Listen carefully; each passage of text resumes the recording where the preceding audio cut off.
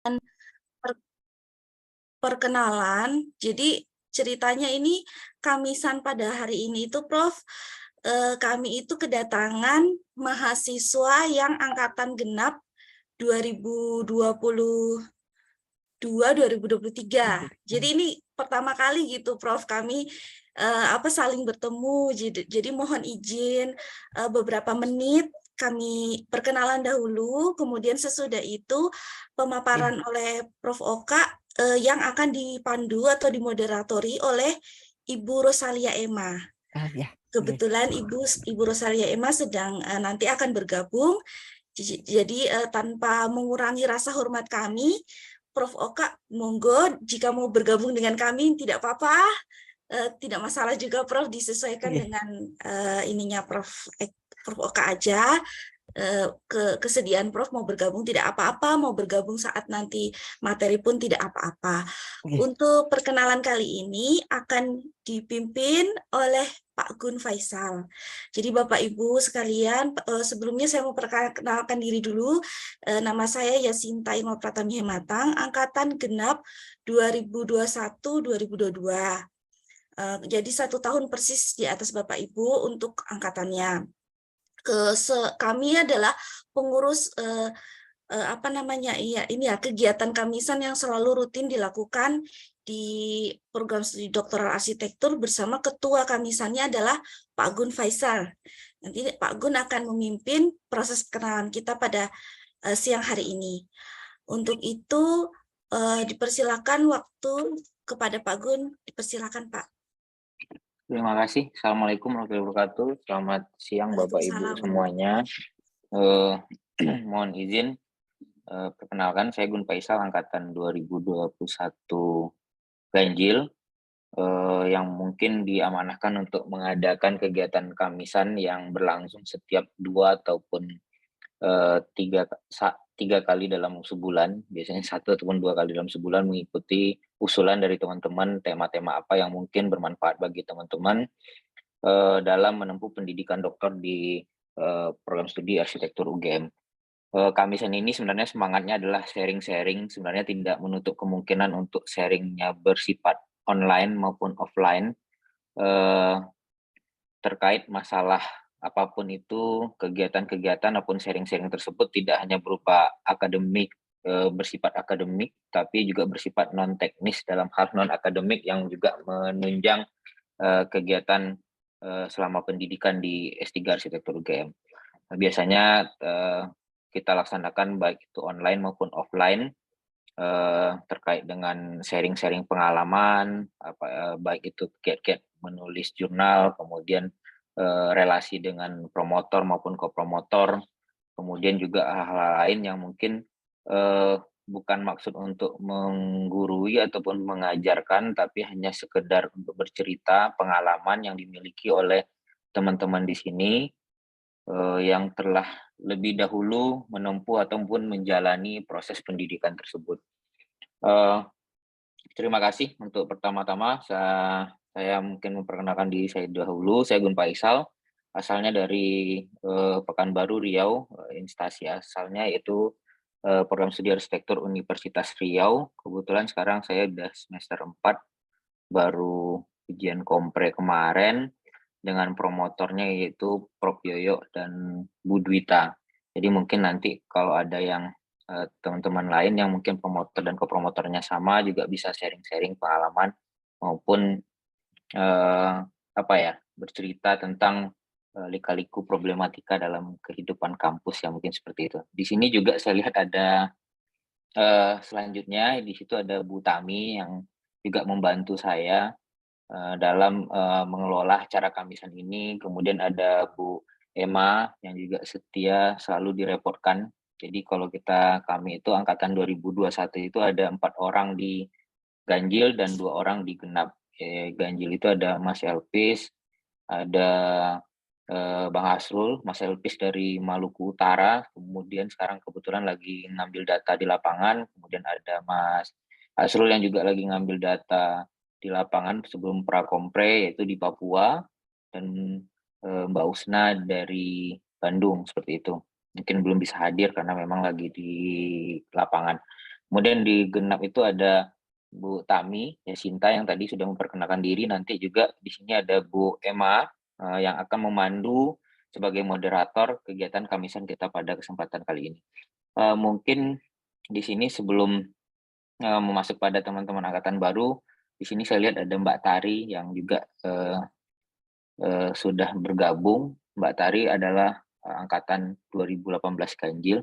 Monggo Mbak Tari mungkin bisa disapa teman-temannya yang kebetulan kita lagi menunggu proses ujian tertutup. Kita doakan semoga Mbak Tari lancar dalam menghadapi ujian tertutupnya. Silakan Mbak Tari. Terima kasih Pak Gun. Terima kasih sudah disebutin nama saya. Saya Tari Budayanti, saya dari Kalimantan Tengah, Palangkaraya. Saya angkatan 2018. Genap. Mohon doanya ya. Semangat Bu Tari. Dilancarkan. Amin. Terima kasih. Amin. Mungkin selanjutnya mungkin di angkatan 2022 genap terlebih dahulu sebelum nanti di 2023 genap ya jadi jatuhnya ya. Yang angkatan ini teman-teman ada 7 orang. Kemudian nanti mungkin teman-teman yang di sini yang angkatan 2022 ganjil juga silakan untuk memperkenalkan diri.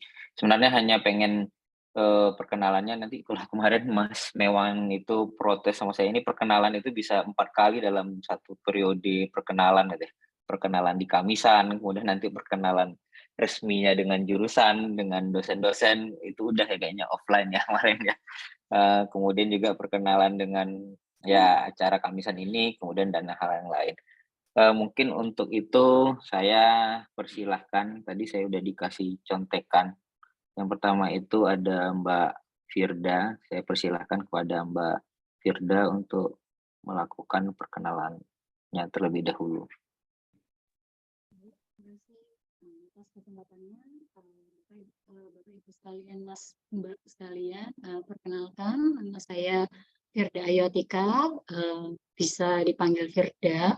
Saya asli Surabaya, pendidikan S1 dan S2 saya dulu saya berasal dari ITS dan kemudian saya sekarang home base-nya sebagai dosen di Institut Teknologi Aditama Surabaya.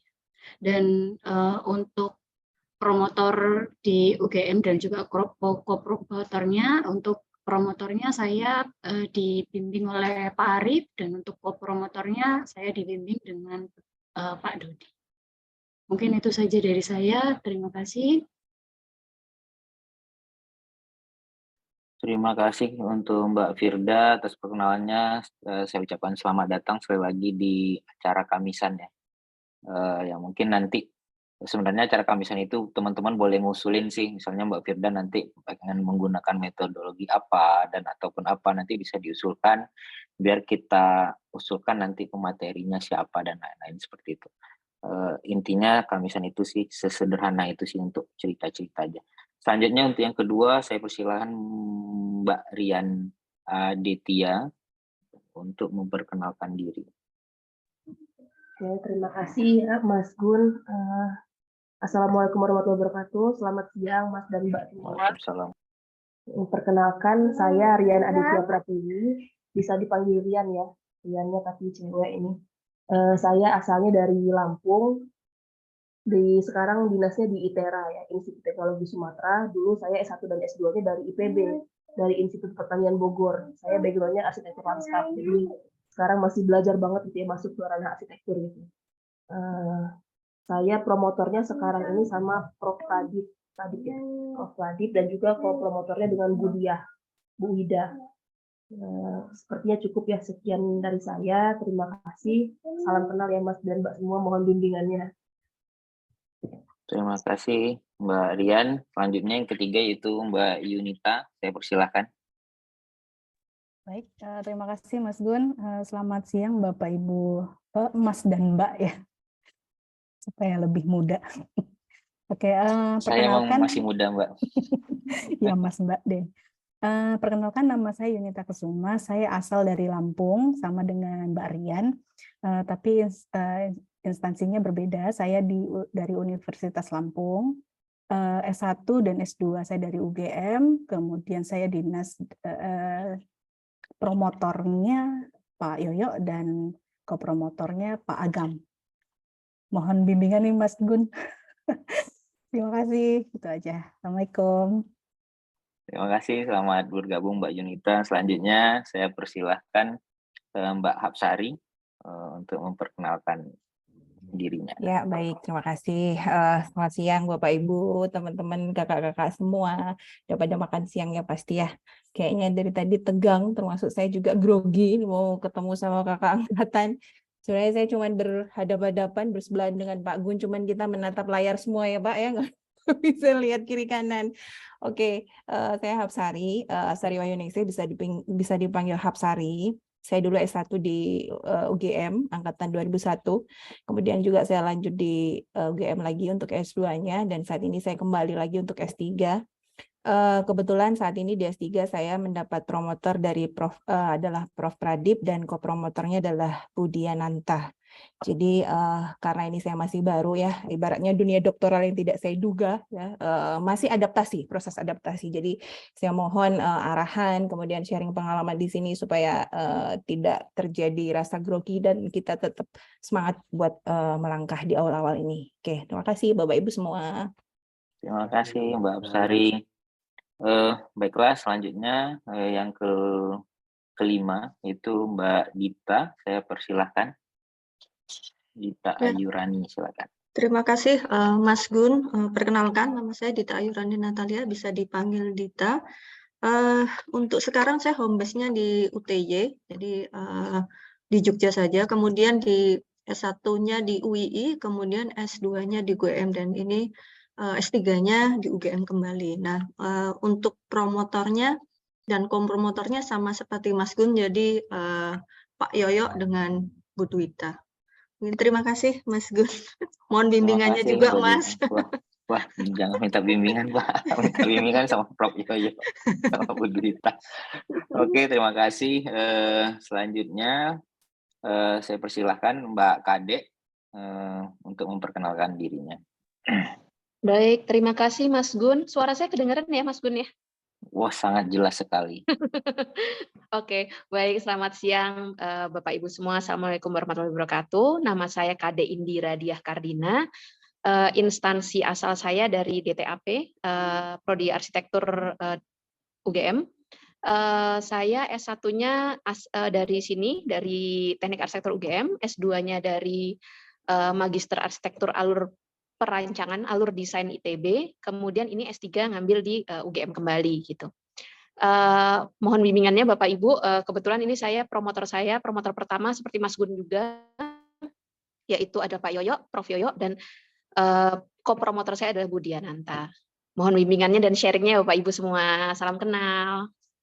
Salam kenal, selamat bergabung Mbak Kade. Baiklah, yang terakhir ini yang paling ganteng sendiri di angkatan 2022 genap, yaitu saya persilakan Mas Murwantoro untuk memperkenalkan diri. Terima kasih Mas Gun.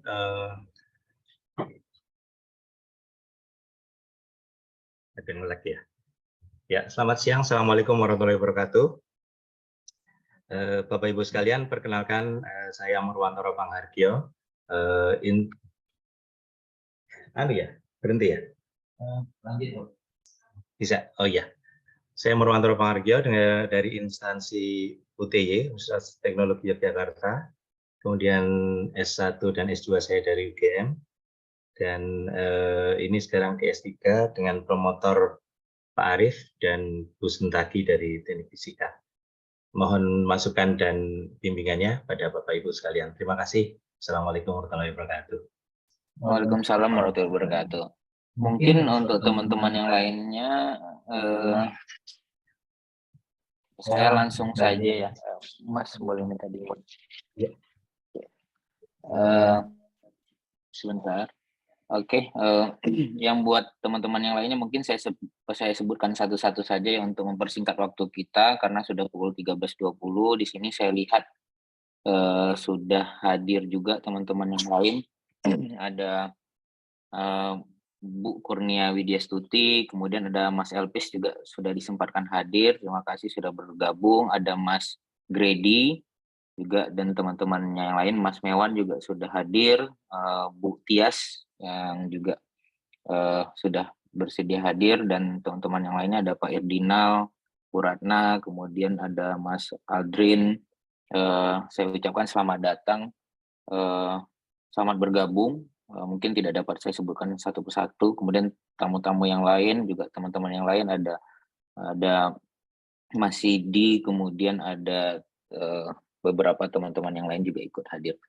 Untuk tidak memperpanjang waktu, pada kesempatan kali ini, kegiatan kamisan kita kali ini akan dipandu oleh Mbak Rosalia Rahma, atau kita panggil Mbak Emma, yang sudah bersedia untuk memandu kamisan kali ini.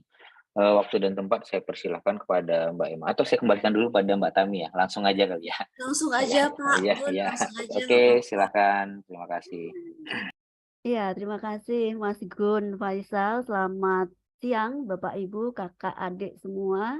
Salam sehat dari Semarang ini. Kami angkatan yang terpecah dari berbagai kota. Ya, kalau ketemu kami hanya setahun berapa kali ya Mas Gun, tapi kami harus makan. Hanya sedikit dan dari berbagai pulau. Baik, terima kasih waktu diberikan kepada saya. Saya langsung saja memperkenalkan narasumber kita pada siang kali ini pada acara Kamisan. Selamat siang Bu Oka Saraswati. Selamat siang Bu Iya. Emma dan Ibu Bapak sekalian. Terima kasih sudah bersedia untuk bersama kami. Ini para pencari makna kalau kami sebut. Para pencari makna di UGM. Terima kasih juga untuk Bapak Ibu sekalian yang berasal dari Bali. Saya lihat ada Pak Suardana. Wah, ini pasukan dari Bali sudah datang. Selamat datang, selamat bergabung di UGM begitu. Ya, sebelum kita mulai, iya Pak Suardana, selamat siang. Yang kembali Ya, untuk mempersingkat ini saya izin membacakan kurikulum vitae dari Bu Oka Saraswati, tapi mungkin nanti saya persingkat ya Bu Oka. Pada siang kali ini Bu Oka akan memberikan tips gitu ya, tips perjalanan dulu Bu Oka ketika mengambil doktoral, kemudian berhasil menemukan metode yang isu-isunya bukan isunya, pada akhirnya akan dibuat sebuah buku dan sudah dihakikan begitu. Jadi ini berguna buat kita nanti ketika kita mungkin akan menemukan kita mau ngelarin metode atau teori ya gitu. Jadi bisa belajar banyak dari Bu Oka Saraswati begitu. Kemudian saya izin Prof Oka, saya bacakan CV-nya. Iya, silakan. Ya, Profesor Dr. Insinyur Ana Agung Ayu Oka Saraswati MT, lahir di Denpasar tanggal 15 April 1961. Anak kelima dari 8 bersaudara, putri dari Profesor Dr. IGN Ngurah SPS ya, dan saya mohon maaf kalau saya salah baca ini dari kerajaan ini. Dan I Gusti Ayu Oka Arwati dari Puri Grenceng Denpasar. Beliau merupakan guru besar Universitas Udayana, berpendidikan sarjana arsitektur dan diselesaikan di Universitas Udayana untuk S1, Magister Arsitektur di Program Studi Arsitektur Institut Teknologi Bandung, lalu program Sandwich School of Architecture, the University of Queensland, and Dokter di Institut Teknologi 10 November. Kemudian beliau aktif bertugas sebagai pendidik sejak tahun 1987 di Program Studi Arsitektur Fakultas Teknik Universitas Udayana. Tahun 2015 hingga tahun 2022, beliau bertugas sebagai Ketua Jurusan dan Koordinator Program Studi Arsitektur, serta beberapa kali ditugaskan sebagai Kepala Laboratorium Perancangan. Nah, ini yang menarik ini, beliau mempunyai beberapa buku tentang arsitektur tradisional Bali, Pamesuan di tahun 2001, Wantilan di 2004, Balai Kulkul 2007, dan juga menulis Bunga Rampai, Rasa Ruang pada Masjid Agung Demak di tahun 2019, yang merupakan kelanjutan penelitian setelah 16 tahun penulisan buku kedua yang berjudul Wantilan. Kemudian ada buku Menikmati Arsitektur di Kota Lasem dan Rasa Ruang Sekitar Pilar ke-13 pada Masjid Jami Sumeneb. Jadi dengan apa yang saya bacakan tadi, rasanya kita harus belajar banyak dari Bu Oka ini tentang bagaimana memperoleh atau how seperti judulnya kita pada siang hari ini ya. Sok di Inggris kan Bu Oke, tapi sebenarnya di bahasa Indonesia juga nggak apa-apa. The process of discovering the Saraswati method. Bagaimana bisa menemukan metode Saraswati. Baik, mempersingkat waktu Bu Oke, waktu dan tempat. Saya persilahkan. Terima kasih Bu Emma, panjang lebar itu. Ya, jadi Ibu Bapak, ya metode saya itu ditemukan waktu masih nyari S3 begitu ya. Nyari S3, kemudian karena bertugas jadi ketua jurusan Koprodi, jadi tugasnya harusnya membuat buku, itu lalai.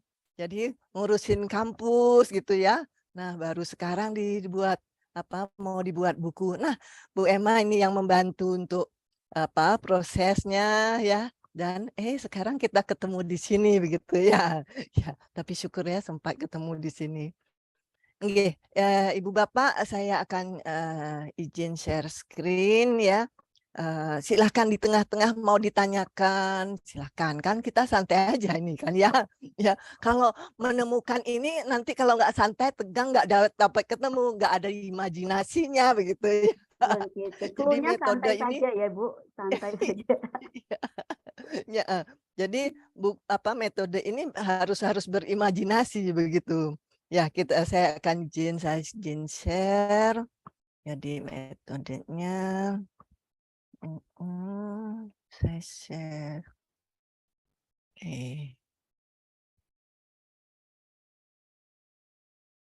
Ya, moga-moga sudah muncul ya. Sudah Ibu. Sudah ya, muncul. Oke. Tinggal di full screen mungkin Ibu. Iya, di full screen ini dia. Ya, minta full screen tapi tertutup dia. Saya tarik dulu dia, Oke.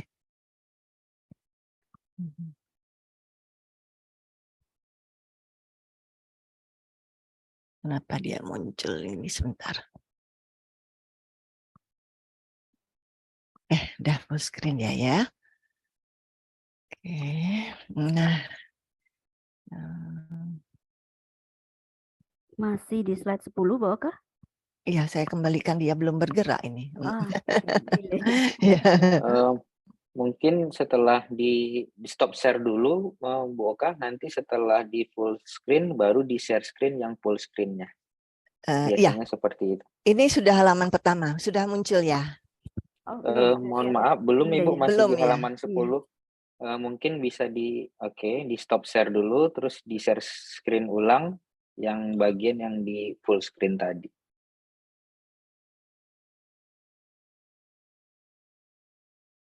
Oke, saya kita share screen.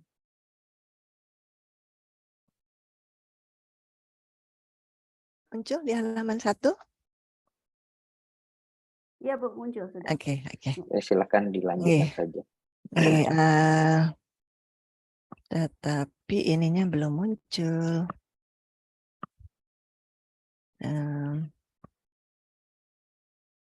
Di mana ya, di atas itu ya, biasanya di bawah sih kalau mau ini full screen-nya. Kita slideshow, oke. Slideshow full screen. View ya. Full screen ada di bawah ya, Bu. Di slideshow tadi Bu, mohon izin di slideshow ya, kembali. Tetapi tertutup dia kalau kita di sini dia.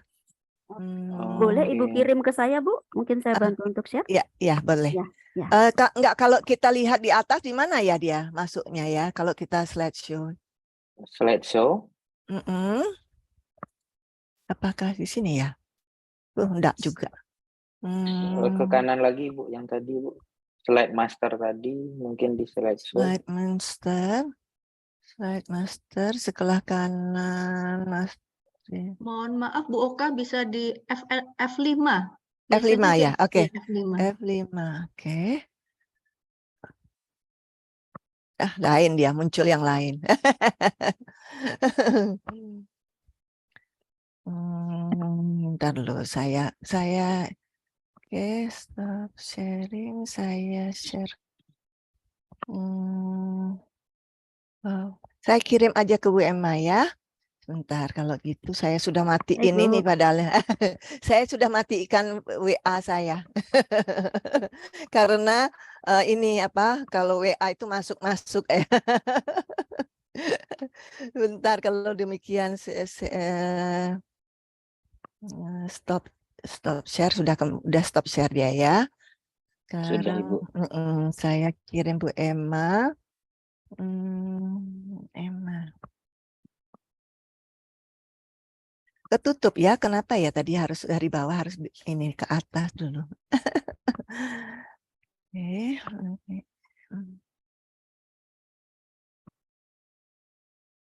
DM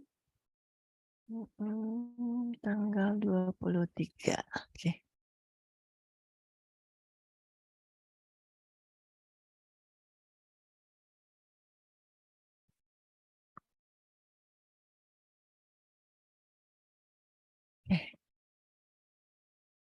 Masuk Bema? Ya, sudah. Oke. Ya, saya download Oke. sebentar.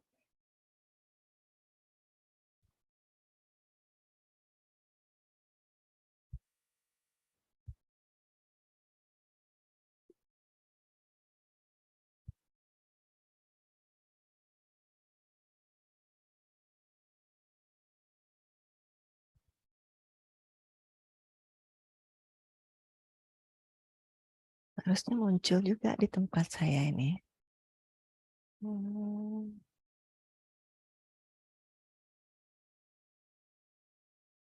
Ya, apakah sudah terlihat semua? Sudah, Mbak Emma. Tapi Oke. masih belum dalam full screen. Oke, full screen. Ya, sudah? Sudah. Sudah, Cukup. sudah. Ya. Oke. Oke, terima kasih Bu Emma. Jadi, jadi namanya metode itu pada awalnya saya ini kan adalah penikmatan estetika tempat. Jadi saya singkat-singkat biasanya PET begitu. Lalu kemudian perjalanan waktu ini kayaknya perlu dinamain gitu ya. Saya namain aja nanti metode Saraswati begitu. Nah ini bagaimana sih ya kalau metode ini kok saya temukan gitu, kadang-kadang juga bingung sendiri. Ya. Silahkan dilanjut Bu Emma. Iya. Jadi pertama-tama saya ucapkan terima kasih atas kesempatannya kita bertemu siang hari ini gitu ya, atas rekomendasi Bu Emma gitu. Ya, Bu Oka ini diminta sama teman-teman. Iya, silahkan, nggak apa-apa. Bukunya belum terbit, nggak apa-apa. Saya senang aja berbagi. Di IPLBI juga kemarin sempat ngobrolin ini, kemudian ngobrolin temuannya, ya, nggak apa-apa. Silahkan. Ya, silahkan Bu Emma. Ini dia sampul bukunya yang Bu Emma-nya nyiapkan, bantuannya. Makasih. Silakan kita lanjut. Nah, ini saya buatkan pencatatan ya. Saya HKI kan ceritanya, bukan berarti dia nggak boleh dipakai.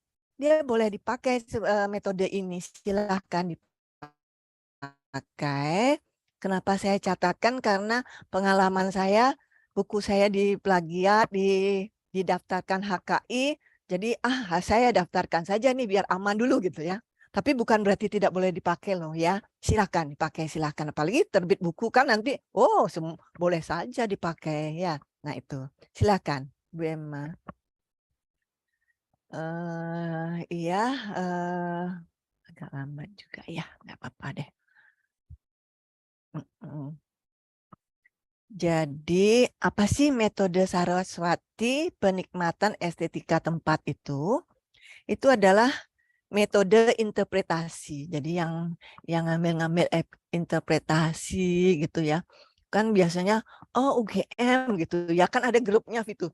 Fenomenologi grupnya. Wah, pada ngambil fenomenologi, oh itu pasti ini banyakan UGM gitu ya. Ya syukur-syukur saya diundang ini. Jadi hari ini kita bicara ikut ya. Jadi merupakan metode interpretasi dengan mengatakan persepsi imajinasi. Jadi sebetulnya di buku itu ada bagaimana perjalanan suatu persepsi menjadi suatu imajinasi dan selanjutnya harus diterangkan, kemudian diterjemahkan gitu ya. Nah, ini mengandalkan peran indera. Kalau peran indera berarti kan ada di sana gitu ya. Wah, ini kalau ada di sana bisa harus pengalaman.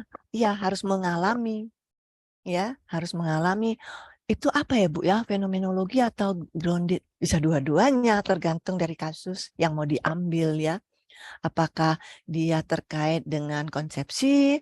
Kalau konsepsi biasanya dia menjadi fenomenologi ya.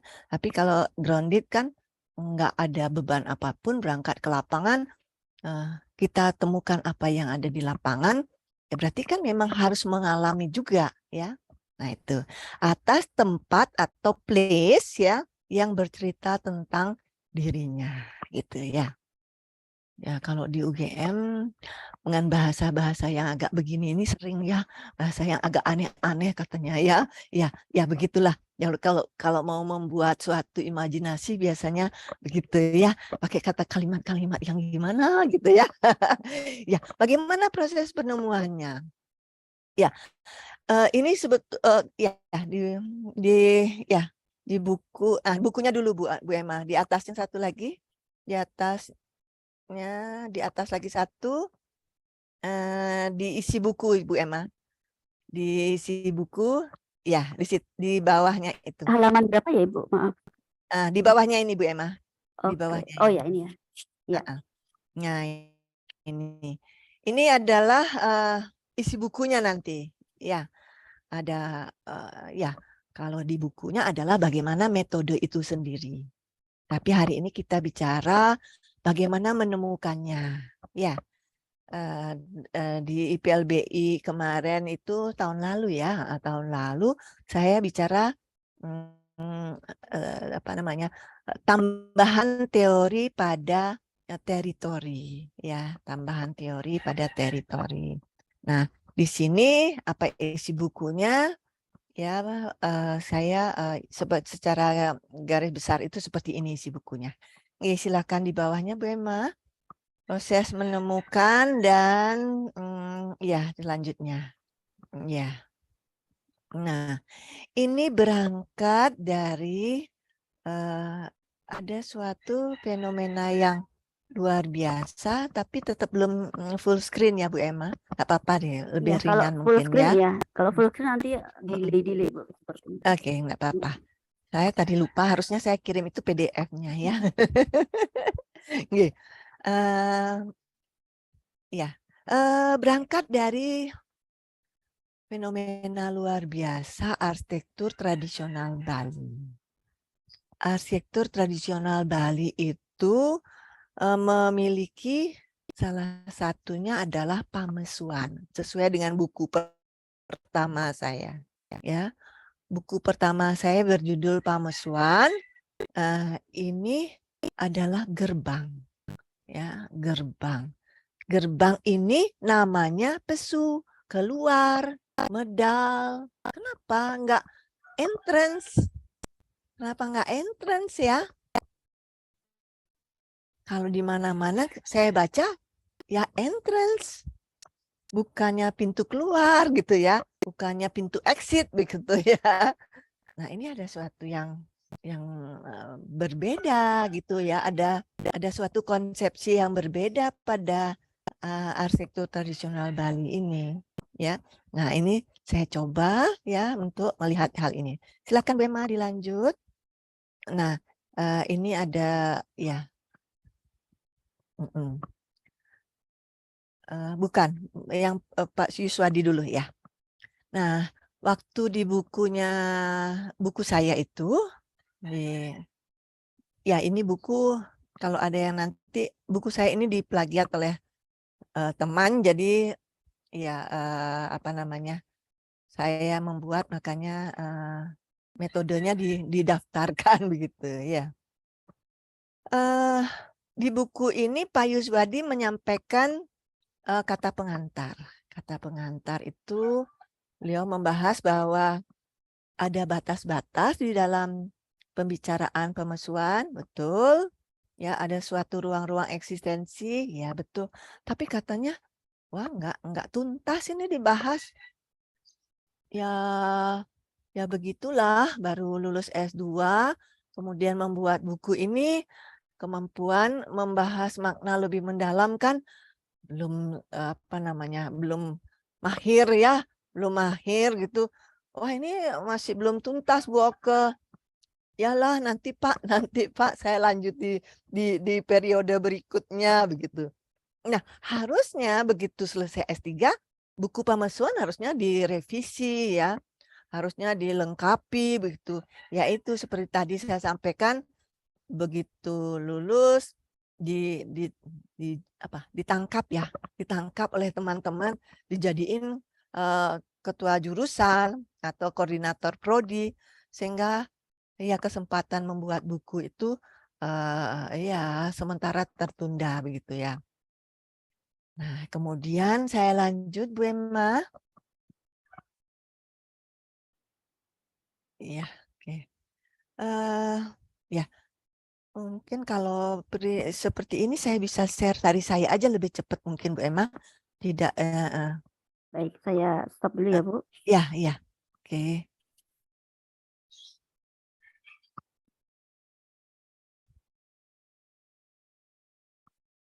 Ya, masuk ya Bu ya. Sudah Ibu. Oke. Jadi yang kecil di sini. Nah, sampai di sini tadi ya. Nah, saya kemudian habis sekolah, kemudian bukunya itu ditulis seperti itu oleh Pak Yuswadi, saya mulai membaca-baca. Kayaknya ini bisa saya tulis dari teritori ya. Ya, sepertinya iya deh, saya bilang gitu ya. Kalau saya tulis dari teritori,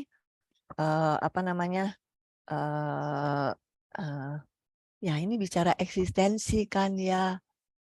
Baca-baca, ya betul, teritori. Tetapi kan ya nggak ada menjawab si pemesuhan.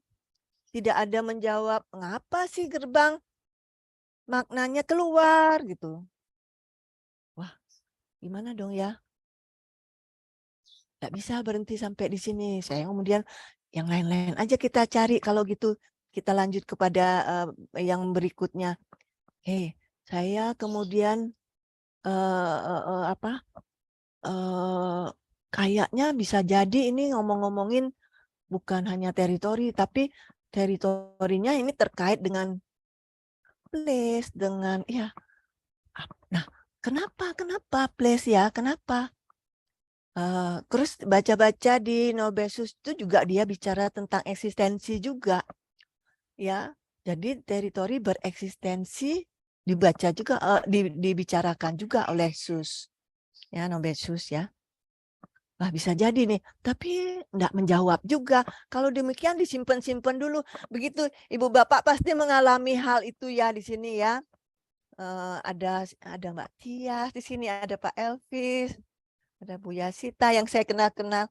Ada Pak Gredi juga ya. Ada kemarin sempat juga bicara ngobrol ini. Saya harus matikan ini saya dulu. Kalau nggak masuk nanti terus ininya. Ya, WA-nya harus dimatikan. Nah, kemudian saya coba-coba yang lain lagi. Baca-baca lagi apa ya? Terutama kalau bukunya Nobesus itu karena Nobesus itu kan arsitek. Jadi memang disarankan waktu itu baca buku-buku yang memang di bidangnya kamu. Mungkin ada terkait dengan arsitektur gitu ya. Nah, coba bacaannya seperti itu. Belum juga menjawab. Tetapi saya simpen saja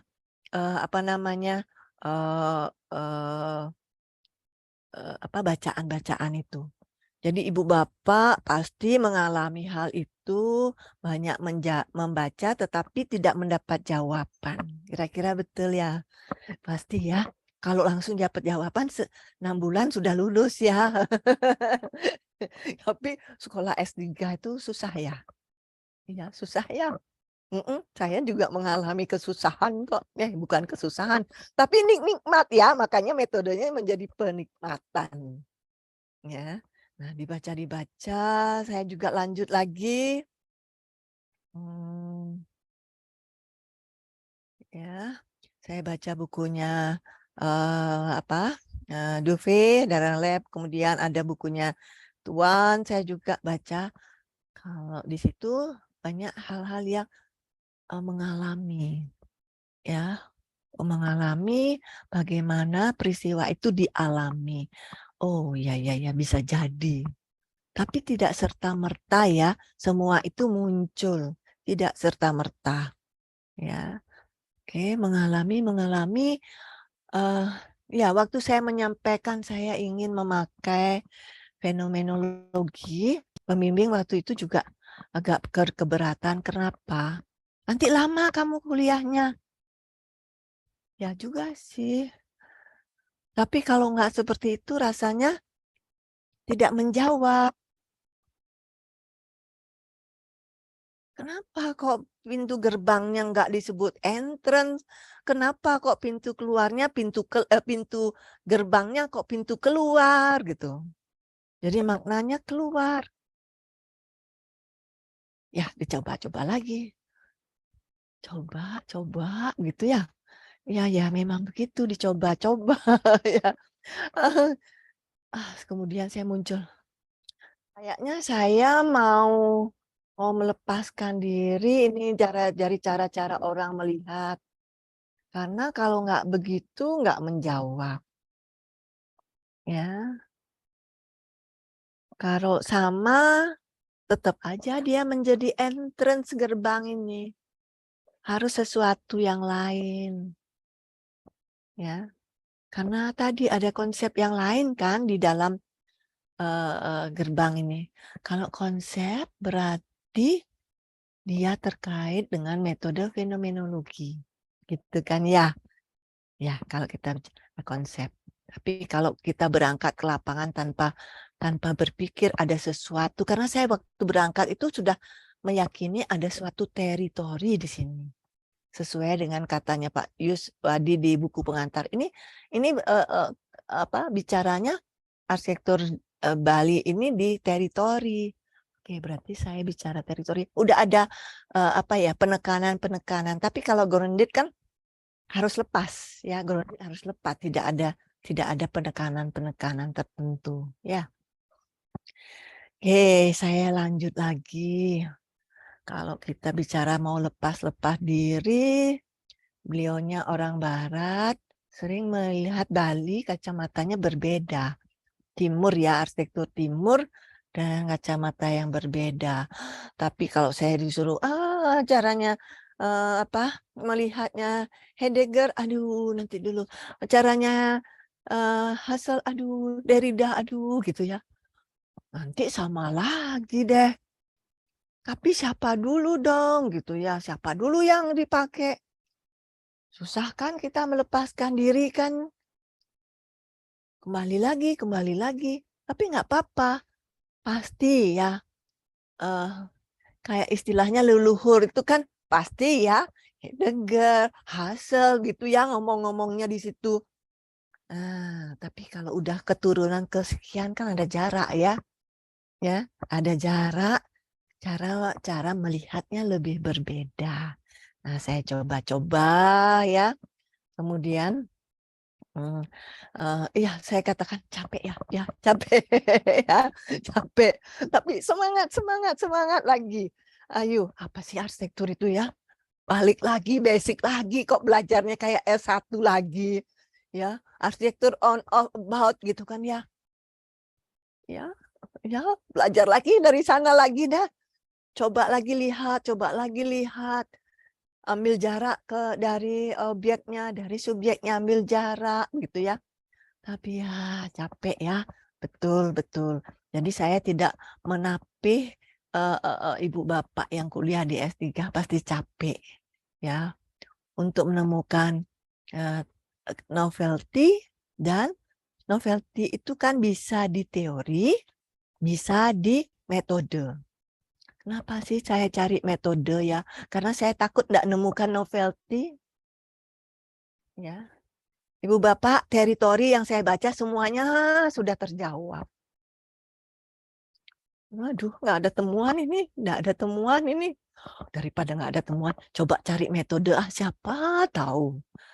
Ya, siapa tahu di metode ada temuan. Ya, begitu saya mencoba ke metode, ya disyukur-syukur, ya ketemu gitu ya. Apakah dengan keyakinan akan ketemu? Tidak. Ya, Ibu Bapak yang kuliah di S3 itu, saya bisa katakan mungkin ya 80-90% itu berangkat dengan optimis pertama, begitu kuliah mulai membaca sudah menurun lagi 80-90% tidak yakin untuk menemukannya ya. Ya demikianlah saya ya. Tidak yakin nih ada temuannya. Semua yang dibaca sudah menjawab, semua yang dibaca sudah menjawab. Lalu gitu kan ya. Apa dong gitu ya. Ya demikianlah saya mengalami hal-hal seperti ini pada waktu saya kuliah gitu ya. Balik lagi saya cobalah yang lain ya. Pameswan. Aduh, coba cari fungsinya. Waduh, ada yang bilang, wah Pameswan itu bukan arsitektur. Kan ada kegiatan di situ. Waduh, balik lagi saya bilang. Lalu sculpture kah dia? Enggak, dia ada fungsinya meskipun ya tidak seutuhnya ada di sana, tetapi dia ada aktivitas yang lalu di sana. Ya. Jadi apa dong nih? Saya cari-cari kemudian aktivitas ya. Arsitektur tidak terlepas dengan aktivitas. Nah, aktivitas yang terkait pemesuan apa? Ya, saya cari-cari kalau orang Bali pasti place-nya itu diberikan spirit oleh peristiwa ritualnya. Ya, peristiwa ritual. Saya tidak menyebut peristiwa agama karena tetap dalam keyakinan saya itu bukan agamanya yang membentuknya. Dan pengalaman itu metode penikmatan estetika tempat atau metode Saraswati ini saya pakai juga waktu penelitian di Masjid Demak, di Lasem, kemudian di Sumeneb. Ya, saya pakai dengan pengalaman langsung itu bercerita bagaimana sih pengalaman rasa ruang di arsitektur itu. Saya pakai di sana ternyata memang tidak harus terkait dengan agama ya. Jadi saya sebut dengan peristiwa ritual sakral ya. Oke, cari-cari ada aktivitas-aktivitas seperti itu ya. Kemudian saya juga menemukan kebiasaan-kebiasaan masyarakat. Ya, masyarakat di Bali kalau di desa-desa tuh jarang memberi salam itu dengan bertanya datang dari mana. Pasti pertanyaannya akan kemana? Berarti kan keluar. Ya, Kalki Jabli bakal kemana kakak gitu kan ya. Wah ini dia pasti bertanyanya seperti orang keluar, akan kemana? Wah lebih semangat lagi saya, lebih semangat lagi gitu kan ya. Kalau kita menemukan sedikit saja pencerahan ya dari metode itu, wah ada semangat ini muncul lagi yang lain-lain ya. Nah ada kegiatan keluar, ada kegiatan ini ya yang saya sebut dengan peristiwa ritual sakral. Saya sebut di dalam buku dan penjelasan itu adalah saya singkat dengan PRS gitu ya. PRS ini kegiatan itu sulit. Ya, sulit itu ada peristiwa yang keluar pakai jalan kaki, perjalanan itu 70 km. Ya. Tapi kok tetap ketawa-ketawa ya? Senangkah mereka? Bahagiakah mereka? Nikmatkah mereka? Yes, saya bilang itu. Nah, ini ada suatu penikmatan. Harusnya cara melihat peristiwa itu ya nikmat. Lalu apa dong metodenya? Nah, saya cari-cari, tidak serta-merta juga saya menemukannya ya. Saya cari di internet, cari di buku. Karena nggak kebayang oleh saya sebelumnya saya harus membaca bukunya Sumi. Ya, tidak, kalau Heidegger gitu udah biasa dengernya ya. Kalau Husserl, wah sudah biasa dengernya. Tapi bukunya Sumi saya tidak biasa, tidak serta-merta. Saya mencari apa ya yang metode-metode yang bercerita dengan penikmatan itu. Ya. Nah, itu kemudian saya cari-cari. Tapi sebetulnya saya juga harus menjabarkan. Ini peristiwa ritual sakral itu seperti kehidupan masyarakat Bali yang selalu dilakukan dan rutin kembali lagi dan rutin kembali lagi. Ya. Jadi ini kalau kita bicara keseharian atau work life itu kan dia masuk di paradigma naturalis. Ya. Paradigma naturalis kan tidak harus peristiwa alam kan ya.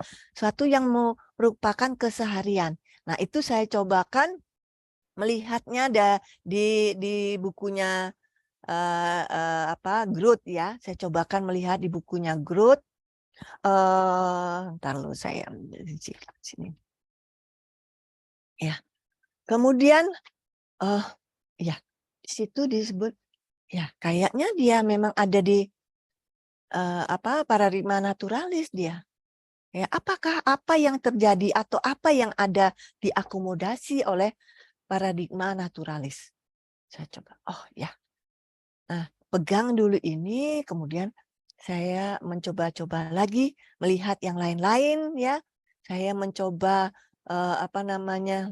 melihat ini adalah penelitian kualitatif ya, tentu saja kita tidak bisa bicara kuantitatif ya. Oke, kalau dia kualitatif berarti di manakah dia berada? Kita slotkan dulu ya. Ya, slotkan dia ada di daerah mana dia. Ya. Nah, kemudian saya lanjut ke melihatnya. Melihat nikmat. Melihat ekspresi nikmat seperti saya sebutkan tadi. Perjalanan itu 70 km naik turun tapi tertawa dan rame-rame.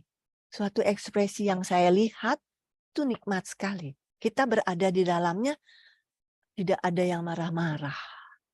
Ya, tidak ada yang menggumel. Tapi sulit ya? Iya, sulit. Tapi kok ketawa ya? Nah, saya cobakan kemudian melihat metode tadi. Ketemulah saya dengan punyanya Bernard Sumi. Jadi Pleasure of Architecture ya. Apa iya sih? Bacanya susah juga ya. Karena dia orangnya kayaknya ngomong-ngomongnya tuh puitis sekali begitu ya. Pakai berhayal gitu ya. Ya, tapi saya tergoda rayuannya gitu ya. Salah satu fragmennya dia kan ada rayuan-rayuan.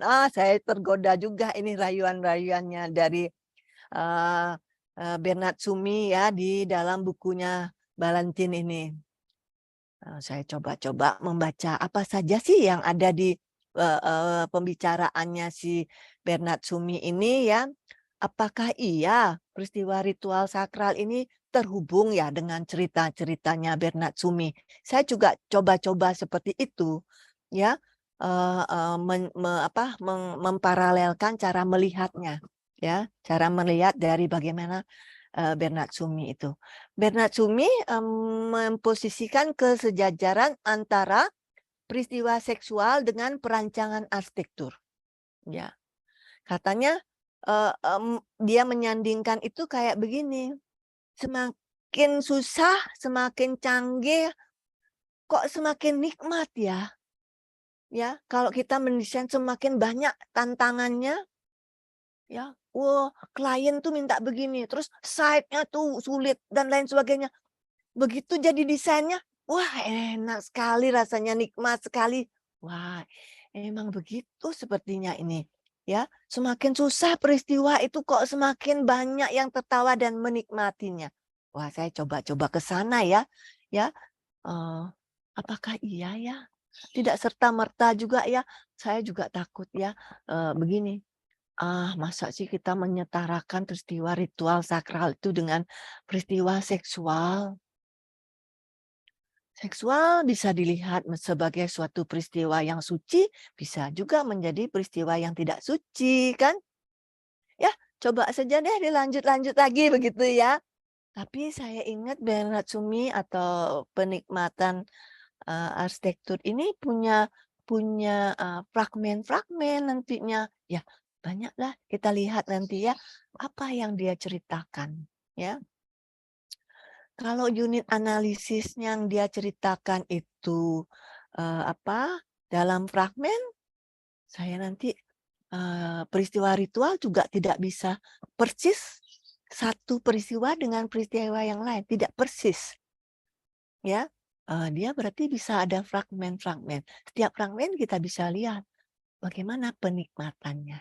Ya, nah kalau Bernard Sumi juga menceritakan di metodenya itu adalah membangun mental untuk berimajinasi.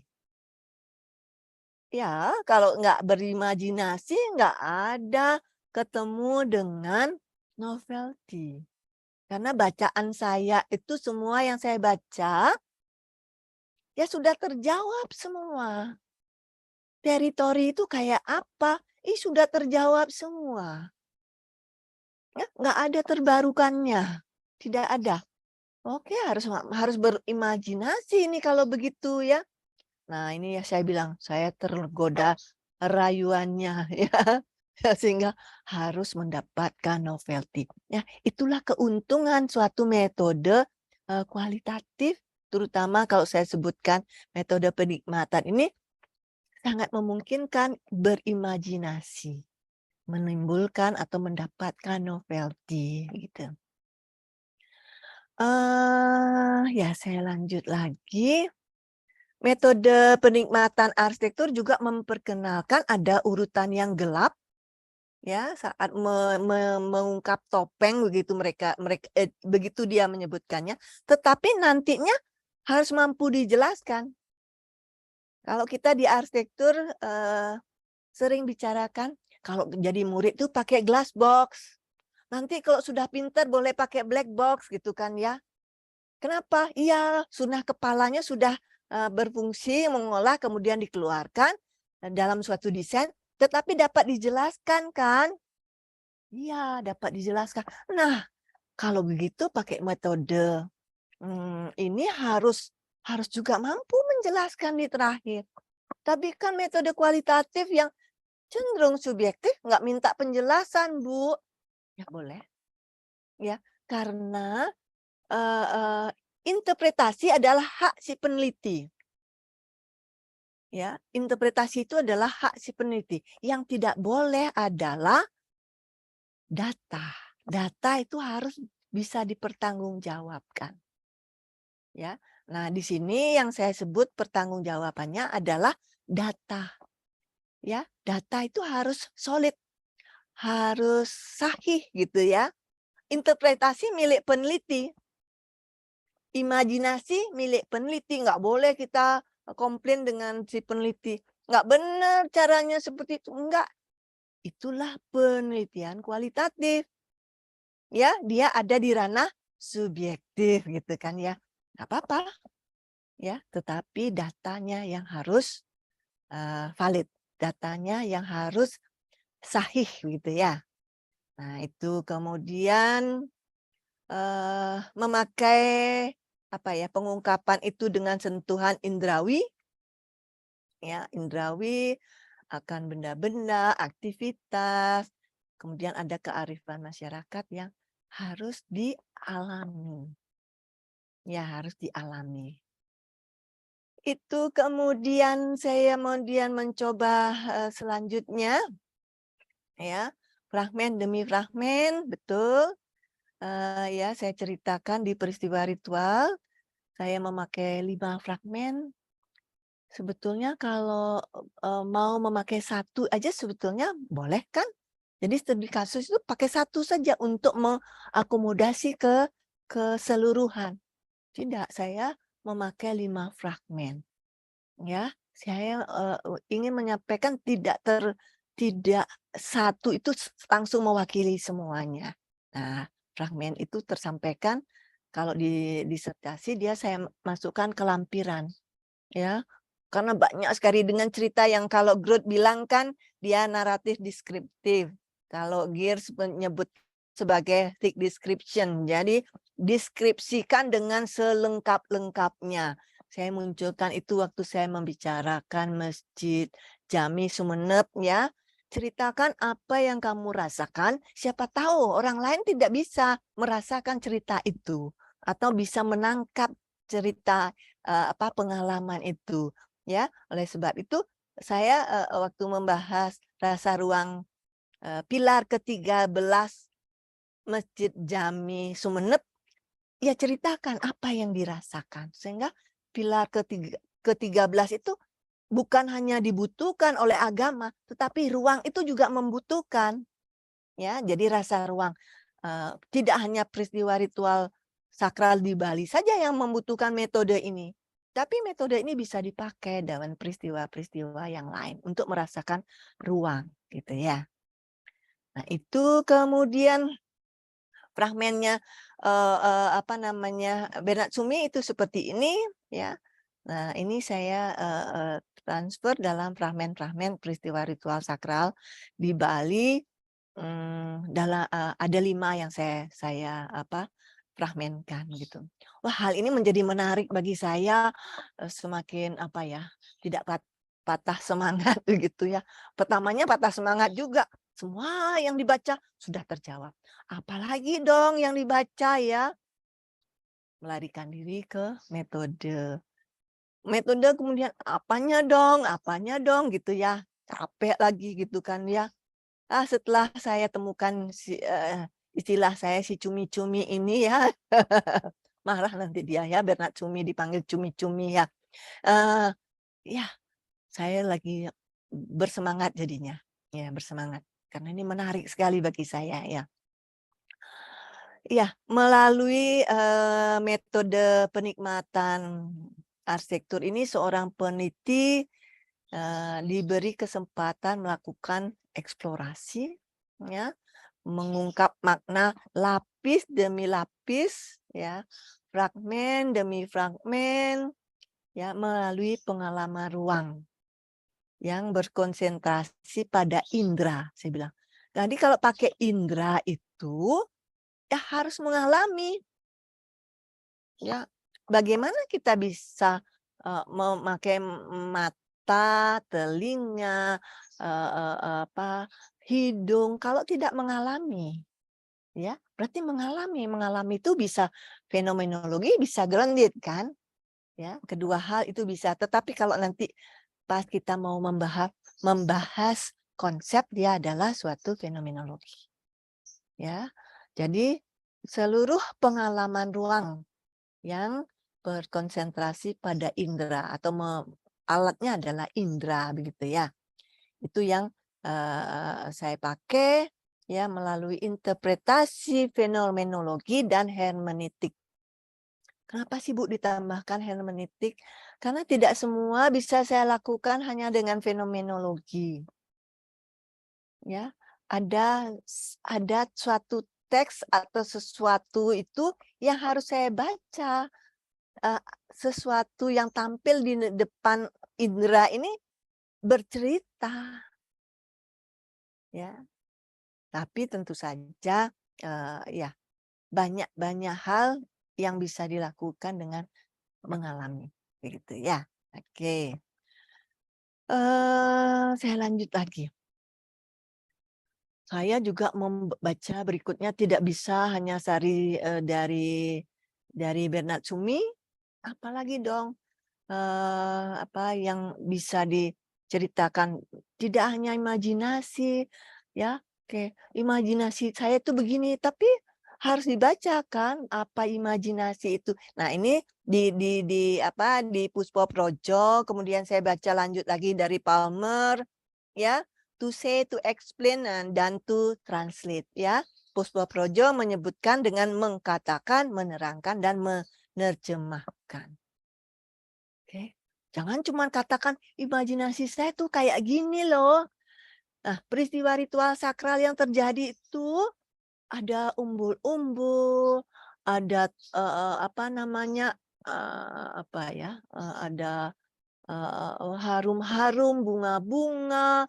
Oke, ada gamelan. Setiap peristiwa punya gamelan yang berbeda iramanya. Ada dia ceritakan di situ. Ya, kenapa gitu ya? Ada sesuatu yang dia ceritakan, ya. Nah, itulah saya harus tidak berhenti dari penikmatan saja menyampaikan imajinasi. Harus mampu menerangkannya, kemudian mampu menerjemahkannya. Nah, itu. Ya. Kemudian ya, jangan lupa menyampaikan 3 formula ini dari pengalaman itu, ya. Sehingga cerita itu sampai katanya ya, ekspresinya bagaimana, ya, dari benda-benda yang kita amati. Dalam ritual sakral keluar dari pemesuhan itu adakah imajinasi yang lain dari peristiwa itu dilihat keluar. Tapi sampai dimanapun peristiwa itu, loh kenapa kembali lagi ya? Gitu ya. Ya, nah nanti itu dilihat di metodologi nanti ya. Selalu ada peristiwa kembali. Kembalinya lalu gimana? Selalu ada penyambutan. Ya, nah, itu dilihat fragmen demi fragmen. Ya. Nah, ini adalah dasar dari metode saya, ya. Saya berangkat dari tadi Bernard Sumi, ya. Semakin canggih, ya, semakin besar penikmatnya. Semakin sulit, ya, kok semakin menarik untuk diinterpretasikan, semakin menimbulkan imajinasi, ya. Jadi itu saya ambil dari Bernard Sumi, ya. Tidak berhenti dari imajinasi saja, kemudian dari Diddley, ya, ekspresi yang menimbulkan imajinasi itu harusnya bisa ditangkap dia. Apa ekspresi yang dia sampaikan? Berarti ada suatu ekspresi yang disepakati. Bisa jadi. Bisa jadi. Ya. Kalau seperti misalnya ada lagu kalau di Bali, lagu gamelan itu kalau namanya lagu angklung, itu sudah disepakati oleh masyarakat itu lagu yang sedih. Dipakainya pada saat acara apa? Ada acara kematian. Kan kesepakatan. Terus adakah ekspresi tingkah laku yang muncul dalam peristiwa itu? Ya tadi saya lihat suatu tingkah laku yang menyampaikan dia tidak mengalami kesulitan untuk melakukannya. Ya, dan lain sebagainya kita lihat di dalam fragmen-fragmen yang diceritakan dengan thick description, ceritakan dengan lengkap gitu ya, deskripsikan dengan lengkap ya. Kemudian Puspo Projo, ya, Puspo Projo itu ya saya ambil bahwa apa yang kita katakan tentang imajinasi tadi, ya saya sampaikan peristiwa yang terkait dengan pemesuhan ini yang menyebabkan saya melakukan penelitian ini kan pemesuhan. Ya, dari buku yang saya katakan, yang dikatakan oleh Pak Yus belum menjawab, belum tuntas. Ya, saya mengatakan ada sesuatu di pemesuhan ini. Oke, saya katakan peristiwa yang terkait dengan pemesuhan adalah peristiwa keluar. Adakah peristiwa yang di dalam? Ada peristiwa yang di dalam. Ya, tetapi yang terkait dengan pemesuhan pasti yang keluar. Diawali dengan di dalam? Ya, betul. Ya. Ya, tapi ada peristiwa keluarnya. Ya. Kemudian terangkan dong, ceritakan dong bagaimana kejadian atau bagaimana yang terjadi dengan peristiwa itu. Oh, dia keluar dengan membawa gamelan, membawa ragam hias. Saya sebut di situ adalah ragam hias tempat.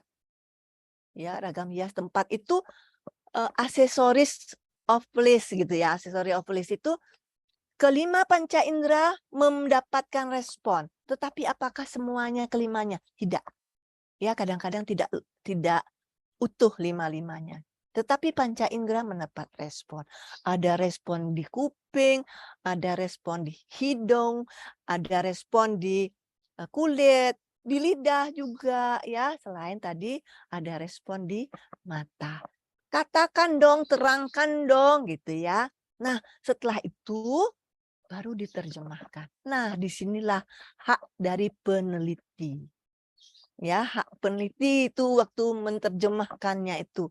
Saya melihatnya seperti ini terjemahnya. Ya, silakan. Ya, adalah hak dari peneliti gitu ya.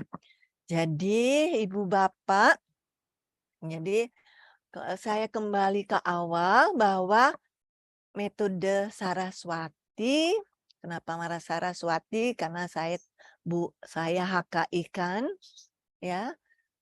Penikmatan estetika tempat atau PET merupakan metode interpretasi, ya, interpretasi dengan mengatakan persepsi imajinasi, ya, katakan itu bagaimana imajinasinya. Kemudian tolong diterangkan sehingga orang lain mengerti ya selengkap-lengkapnya, naratif description-nya gitu ya.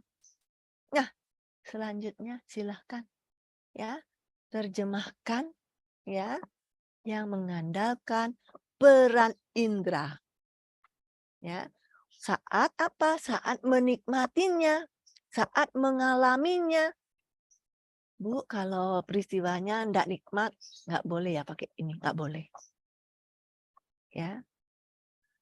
Harus dulu mampu mendeskripsikan bahwa peristiwa itu nikmat. Ya. Mampu dikomparasi bahwa itu memang nikmat peristiwa itu. Nah, baru lakukan dengan metode ini. Kalau tidak nikmat, jangan pakai metode ini, nanti nggak nyambung gitu ya. Nah, di metodologi, di metode Saraswati di buku itu harusnya saya sampaikan juga bagaimana memakai metode itu. Kemudian sebagai suatu metode, selayaknya metode kuantitatif ya. Kualitatif itu kan selayaknya kalau diteliti lagi oleh orang lain, ya harusnya hasilnya sama. Ya, itu kan ilmiah kan, metode itu kan untuk penelitian suatu penelitian ilmiah.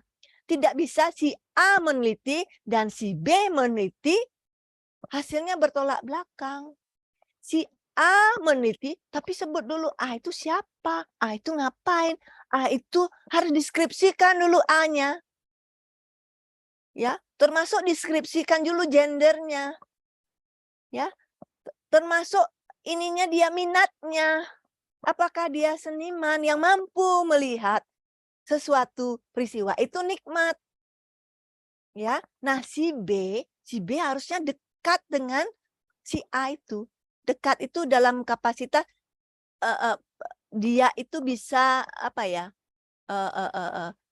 Hampir sama sehingga cara berpikirnya mendekati. Ya. Nah, harapannya tentu saja hasilnya sama. Ya, hasil dari si A memakai metode Saraswati, si B yang hampir dekat personnya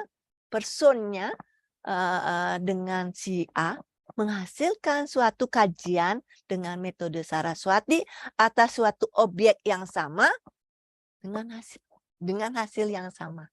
Begitu biasanya ya.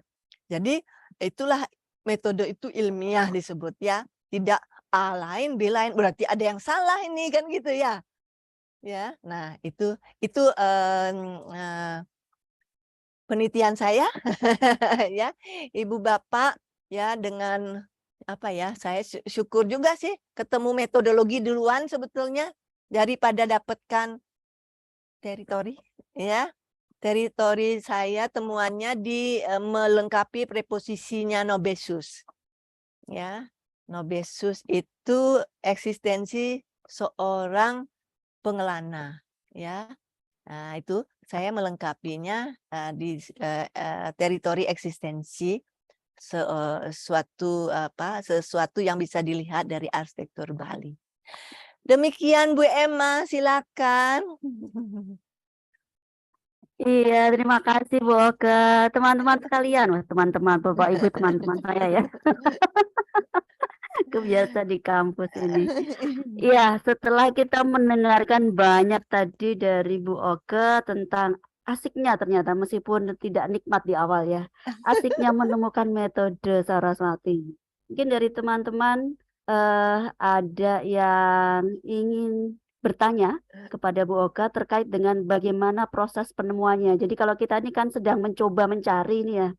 Sedang mencoba mencari, jadi ada hal yang mungkin ditanyakan pada proses pencarian begitu. Silakan.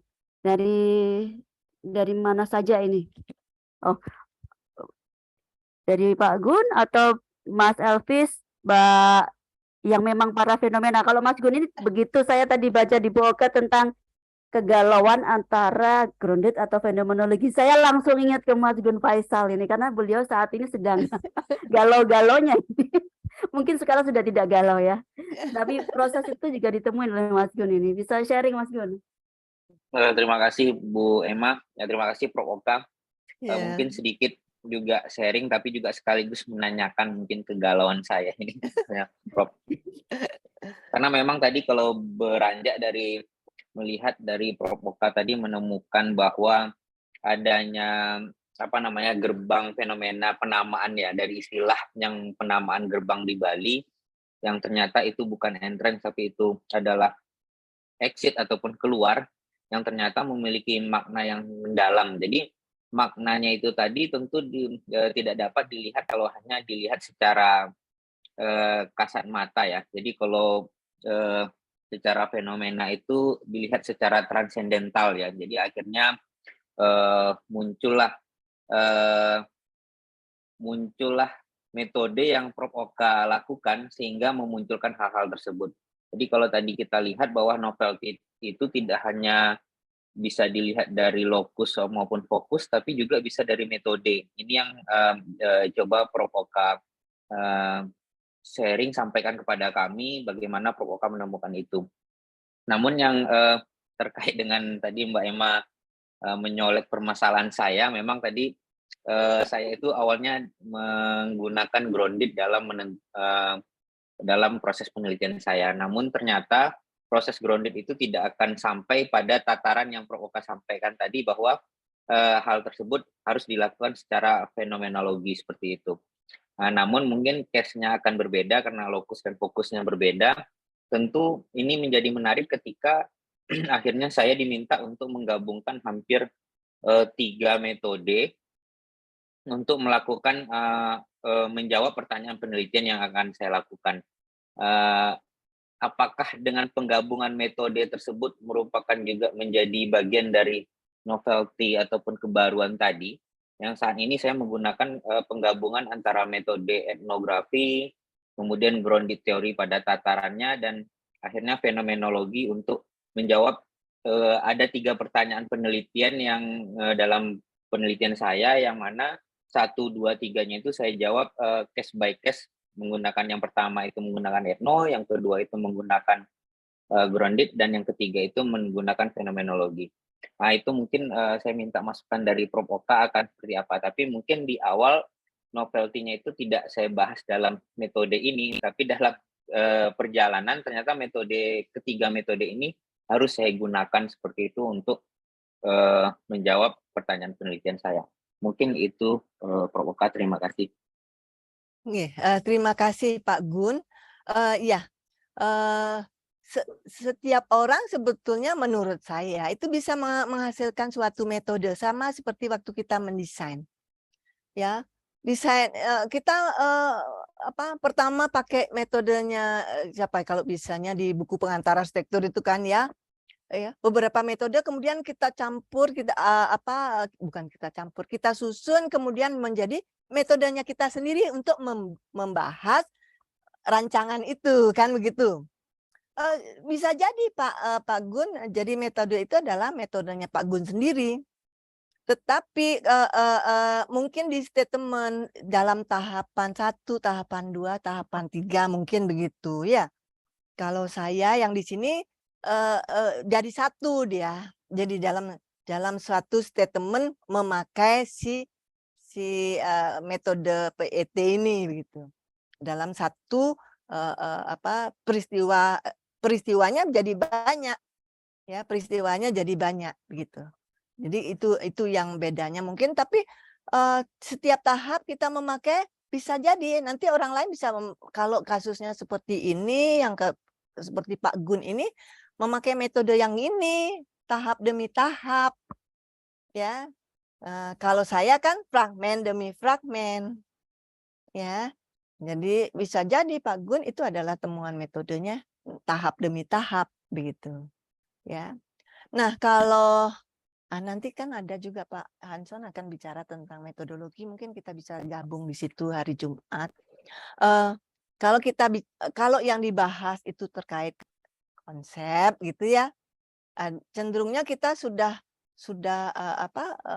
ada sesuatu yang sudah masuk meracuni pikiran kita, begitu kan ya? Meracuni pikiran kita. Berarti kita berangkat dengan racun kan? Ya, tidak bersih kan? Kalau grounded kan harusnya berangkat dengan bersih. Nanti dapatnya apa di situ terserah. Baru saya bahas, wah kalau kayak gitu sekolahnya bisa berapa tahun nanti pembimbingnya marah-marah, institusinya marah, ini semakin cepat semakin baik kan begitu institusi itu. Ya enggak mau ya ada yang DO kan. Nah itu masalahnya. Tapi kalau meneliti tidak terkait dengan waktu, ya grounded sangat-sangat mendukung. Banyak yang kita bisa temukan. Ya. Tapi kalau kita berangkat ke S3 biasanya sudah teracuni ininya, ya. Saya mau meneliti ini, saya mau meneliti itu, sudah teracuni. Itu cenderung adalah di fenomenologi. Ya. Saya sudah teracuni berangkatnya dengan teritori. Udah nggak boleh saya ngambil grounded. Semua nanti saya lihat teritori. Padahal waktu grounded kita nggak boleh melihat sesuatu dengan kacamata yang sudah kita bawa. Begitu. Ya. Makanya saya bilang penelitian saya di fenomenologi. Tetapi metode ini boleh sebagai metode di fenomenologi, bisa dipakai di grounded. Di penelitian grounded juga bisa. Nanti ketemunya apa, tidak teritori kan boleh. Ya. Seperti saya menemukan rasa ruang pilar ke-13 di Masjid Jami Sumeneb, kan saya tidak bicara dengan, saya berangkat ini, kenapa sih ini kok begini, kenapa sih? Enggak, saya datang, rasakan ruangnya, ini ada sesuatu, bukan transenden yang beda-beda, itu pengertian transendennya beda loh Pak. Jadi kita melihatnya ada sesuatu, kalau arsitek masuk di suatu ruang pasti, ini ada sesuatu, kenapa menatanya seperti ini ya? Nah, berangkatnya dengan kosong kan? Kosong berangkatnya. Kenapa dia menata seperti ini ya? Kok di tengah-tengah ruangan ada kolom? Kalau dibersihkan kolomnya kan boleh. Ya, apalagi teknologi sekarang pakai press-stress bebas kolom. Kan ya? dulu saya lihat waktu di situ juga sepertinya itu balok-balok nggak ada sambungannya, berarti sebetulnya mampu ya kayu jati, dan ada kayu jati yang selebar itu, sepanjang itu.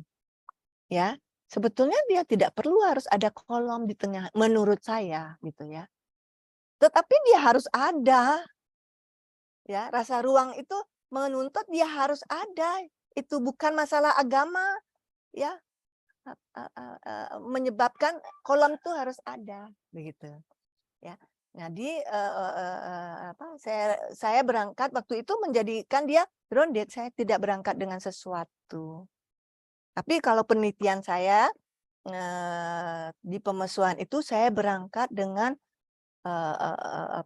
feeling yang keras pada teritori. Makanya ada ada suatu tidak boleh saya memakai grounded. Saya berada di fenomenologi, terutama karena juga pemesuhan itu berbeda konsepsinya. Jadi penelitian tentang konsep itu cenderung memang memakai fenomenologi, begitu. Terima kasih Bu Emma, Pak Gun. Iya, Bu. Terima kasih, Bu Oka. Ya, ini ada japrian ke saya nih, Bu Oka. Izin saya bacakan dari Mbak Tami, Bu Yasinta. Pertanyaannya, apakah metode penikmatan estetika tempat mampu pula diterapkan sebagai metode perancangan arsitektur? Gitu, Bro. Oke, terima kasih Mbak Yasinta. Begini, ini adalah metode penelitian, ya. Jadi dalam suatu perancangan meskipun ada meneliti begitu ya, di awal pasti melakukan penelitian, tetapi akhirannya adalah suatu rancangan gitu. Jadi ini adalah metode penelitian Ibu. Jadi kalau nanti waktu meneliti menemukan makna-makna tertentu yang dipakai sebagai dasar-dasar perancangan bisa saja. Ya, tetapi ini adalah metode penelitian, bukan perancangan begitu. Oke, terima kasih Bu Emma. Iya. Bapak Ibu silahkan nanti bertanya, bisa japri saya atau tulis atau langsung raise hand. Tapi ini ada satu pertanyaan lagi nih Bu Oka. Terkait dengan dasar metode tadi, Ibu kan ada 3 ya, ada metode Pusprojo dan Palmer, ada metodenya interpretasinya Diddley dan metode Sumiya. Nah ini bagaimana Bu meramunya? Jadi proses meramunya itu step by step atau kalau ibaratnya kita main puzzle ya Bu ya, di switch sana sini atau bagaimana Bu? Mungkin bisa cerita prosesnya tentang 3 metode yang mendasari metode Saraswati. Terima kasih mengatakan si metode ini memang tidak semudah saya bercerita sekarang kan ya. Dulu itu pusing gitu kan ya. Itu dulu pakai stres, pakai capek deh gitu saya bilang ya. Ya memang begitu sekolah di S3 ya. Tetapi saya belajar dari yang tadi pertama itu tahap demi tahap saya belajar itu. Pertama dari ketiga metodenya keluar yang pertama itu adalah Sumi. Ya. Yang pertama kenapa sih orang Bali ini ya karena saya hidup di Bali, pengalaman terhadap ruangnya itu ada kan teori yang mengatakan Anda bisa tertutup kacamatanya kan ya karena budayanya begitu tertutup sehingga tidak bisa melihat dengan jernih begitu ya. Ya, syukur kemarin saya dalam penelitian ini undang teman-teman seringkali. Kalau saya ngelihat kayak gini gimana lah ya. Saya undang dari teman-teman di luar di luar budaya Bali melihatnya. Benar nggak ya cara saya melihat kayak gitu. Ini orang 70 km dari Besake sampai Pantai Watu Klotok 70 km. Waktu turunnya waktu dari Besake turun. Baliknya itu nanjak. Tapi kok sambil ketawa-ketawa begitu sambil kidung itu tetap aja ada, dupa itu tetap aja ada, umbul-umbul tetap aja berjalan begitu ya, tidak tidur, umbul-umbulnya kecapean orangnya enggak itu. Kok nikmat sekali nanti kalau capek mereka ya agak capek dipercikan air tirta itu bukan ini tapi begitu dia nyampe di kulit itu segernya gitu ya, percikan air itu. Jadi itu memang suatu diberikan kenikmatan para peserta ini. Dan kenapa sampai dari dulu sampai sekarang kok tetap kalau mereka tidak nikmat kan tidak berulang setiap saat. Ya, ya saatnya itu periodik ya, tentu saja tidak setiap hari ya, periodik itu. Ya, makanya saya katakan, oh nikmat ini nikmat. Lalu lalu apa gitu ya? Metodenya mana? Terus kalau saya pakai yang gini nggak cocok, pakai yang itu nggak cocok. Gimana dong? Patah semangat, iya.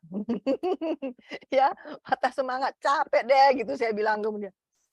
Tapi ya saya coba-coba cari yang tadi, metode apa sih yang bisa melihat sesuatu itu dari nikmat gitu ya. Ketemulah si cumi-cumi ini ya, Bernard Sumi. Saya sebut akrabnya saya sebut cumi-cumi gitu ya. Bernard Sumi melakukan komparasi ya. Tapi ragu juga loh komparasi dari peristiwa seksual ya, karena begini kan banyak image menyebutkan peristiwa seksual bukan sesuatu yang agung, sesuatu yang sakral. Padahal peristiwa seksual itu adalah sakral. Ya, kalau kita mau menempatkannya ya, tentu saja. Ya. Tapi mau meletakkan dia di bawah pun bisa ya.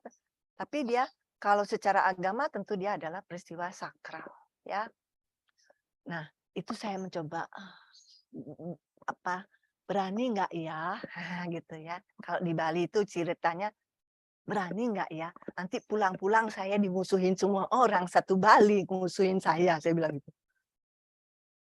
Nggak apa-apa sih ya, ngobrol-ngobrol lagi dengan teman di luar Bali dan teman-teman di Bali. Kalau yang di Bali kan teman-teman di kampus ya, saya ajak ngobrol-ngobrol. Saya tuh kalau gini gimana ya? Kalau gini gimana ya? Sambil kita istilahnya ngopi-ngopi begitu ya. Kayaknya cocok tuh, kayaknya cocok. Wah, dapat semangat lagi nih dari teman-teman ya. Kunci dari penelitian di S3 itu banyak ngobrol ternyata ya. Ya, banyak ngobrol ya. Kalau kita sendiri saja enggak ketemu dan tidak berani.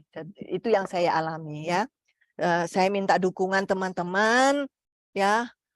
Oke, akhirnya dari Sumi saya eksplorasi lagi, baru Ditley dan Palmer itu Puspo Projo, baru Palmer itu yang saya cobakan. Tidak berhenti, kalau kita berhenti hanya di imajinasi saja belum terjawab.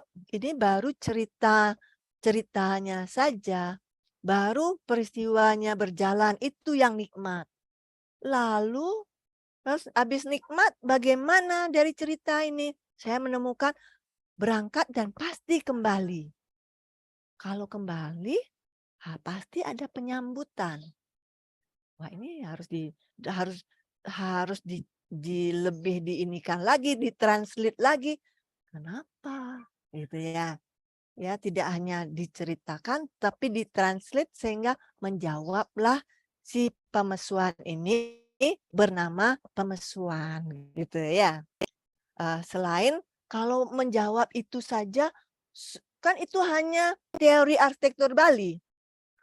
Loh, lalu teori yang harus saya jawab secara keseluruhan dipertanggungjawabkan, itu istilahnya saya sebut secara global harus saya pertanggungjawabkan juga teori-teori yang dikenal oleh masyarakat dunia ya.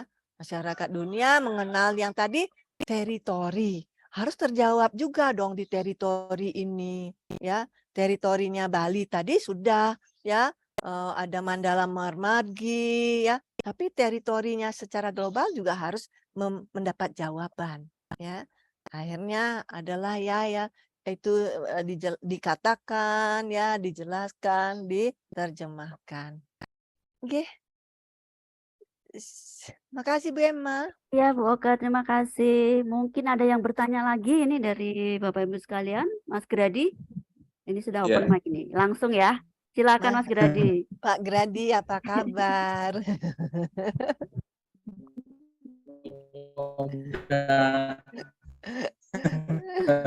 Akhirnya ketemu di sini. Agak delay nih Mas Gradi. Apa mungkin bisa? Salam dari teman-teman jamaah. Iya, suaranya Ya, pakai headset ya. Apa bisa ketemu? Sebentar saya cari headset dulu. Siap, siap ya. Silakan. Mungkin ini aja Pak di apa stop video mungkin bisa Pak. Nggih. Enggak putus. Nggih, enggak, silakan Pak Gradi.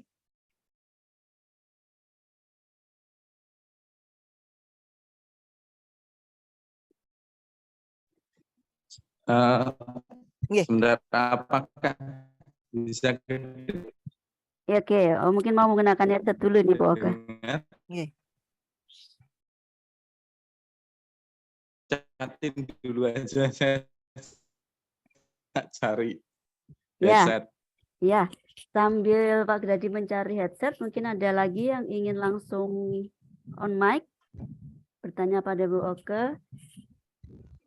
Menarik sekali karena kan awalnya tadi runtut ya, bagaimana menemukannya ya, pelan gitu, dan selalu Bu Oka menyatakan bahwa nggak ada yang mudah gitu ya. Sekarang aja terlihat tersenyum, mungkin dulu Bu Oka juga katanya bertambah berapa kilo ya.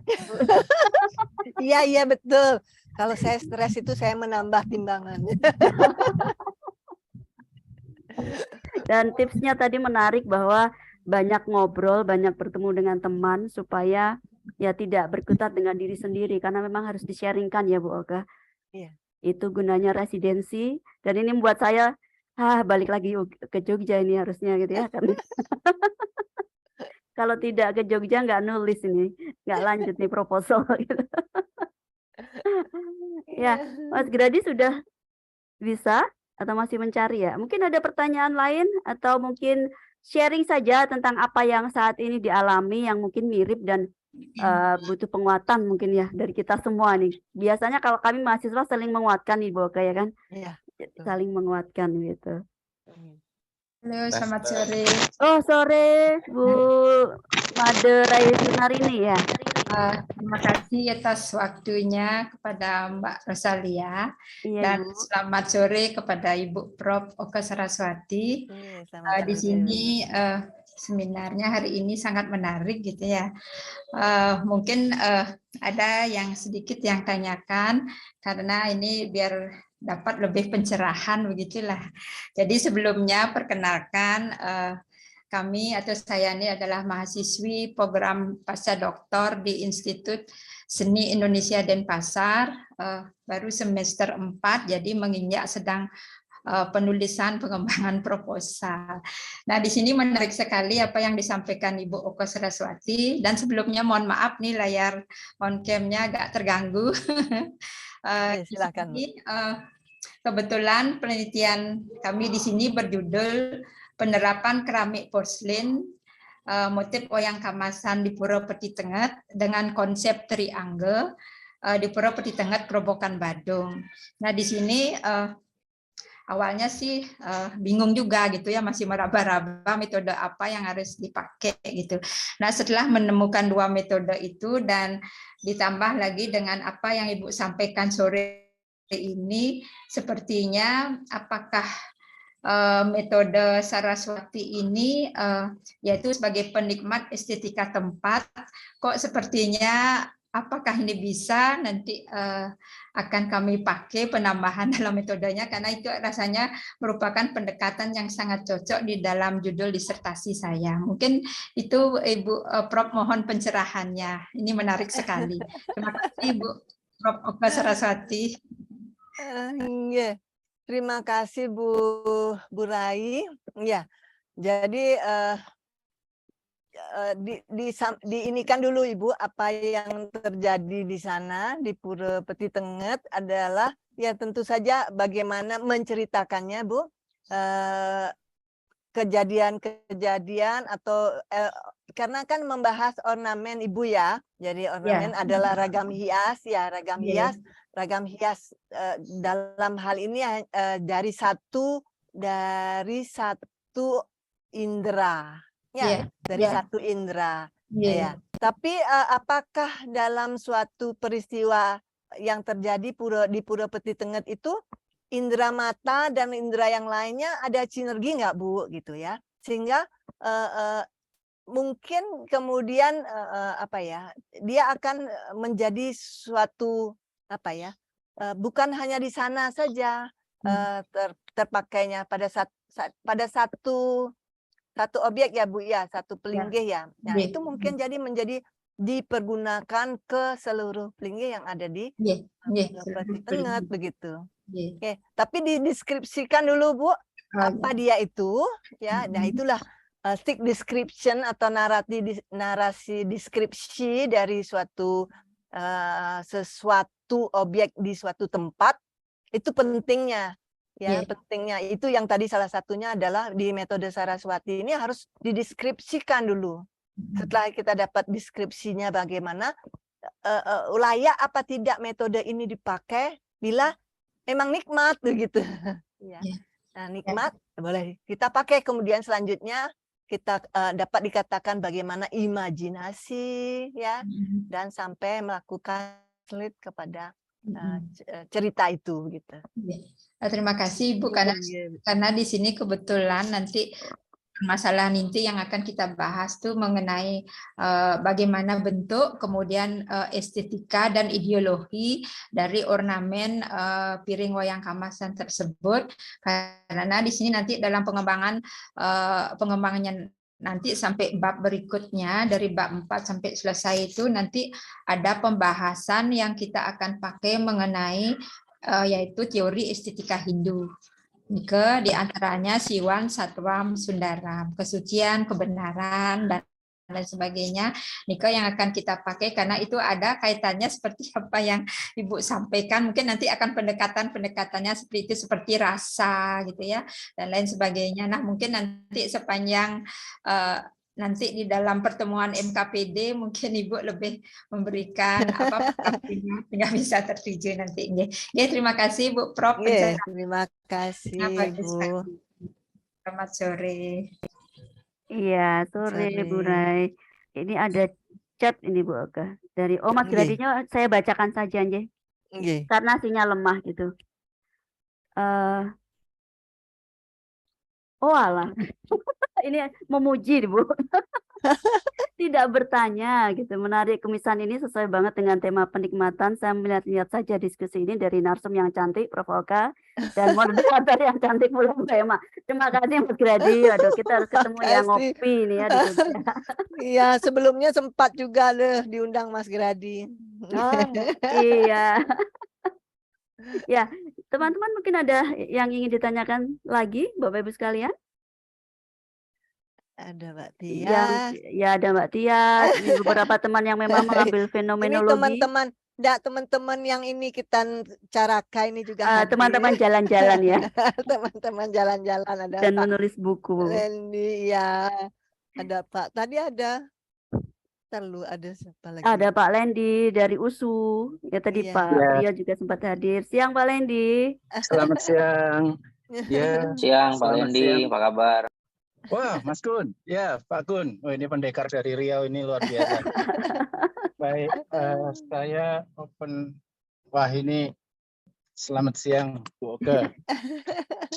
Mbak Emma, saya dapat giliran nih ya? Ya, silakan Pak.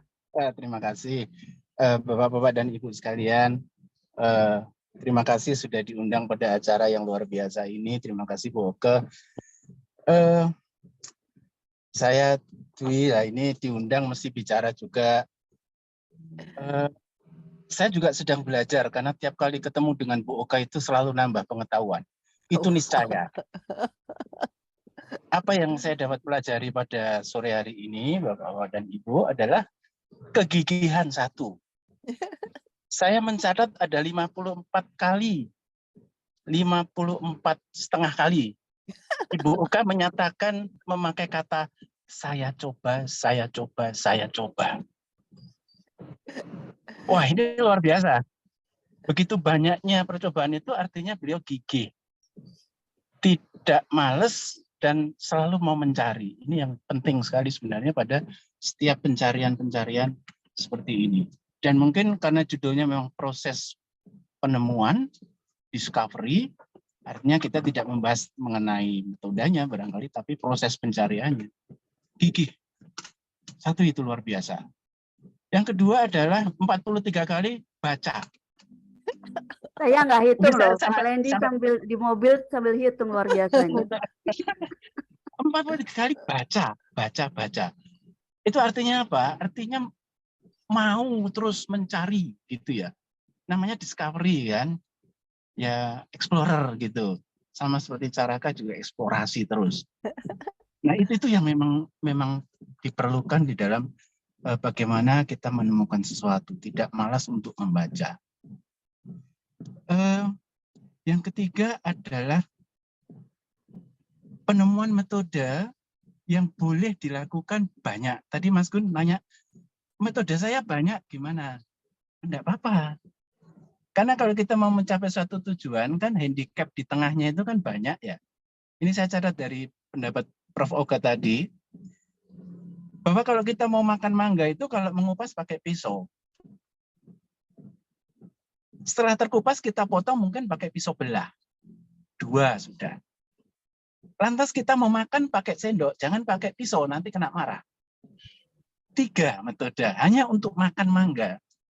Jadi saya sih terpikir, ya metodenya apa yang dipakai silahkan sesuai tujuan. Tujuannya apa metode, jangan metodenya dulu gitu ya, Prof. Oka ya. Metodenya dipatok terus baru kita cari-cari masalah gitu. Barangkali itu terbalik ya. Jadi tujuannya apa, pisau apa yang pas pantas dipakai membedah. Nah, kalau di tengah pas sudah fenomenologi untuk membedah ini, nanti grounded teori di awal untuk tick description silakan gitu. Jadi luwes saja, yang penting tujuan tercapai. Itu catatan saya sih dari yang Prof. Oka tadi, ini luar biasa. Yang terakhir, nomor 4 adalah tulis. Tulis. Karena godaan S3 itu apa? Membaca. Wah, seneng banget kalau kita membaca itu banyak buku fotokopi. Semua buku difotokopi. Coba Bapak Ibu lihat sekarang naskah Bapak Ibu yang sudah fotokopi. Banyak. Tiap ada orang nyodorkan buku. Pak Ika Putra nyodorkan buku, fotokopi. Ya, Bu ini nyodorkan buku, fotokopi. Beli buku sana sini. Tapi tidak pernah nulis. Nah ini salah satu kelebihan dari Prof. Oka. Saya juga punya metode, Bu.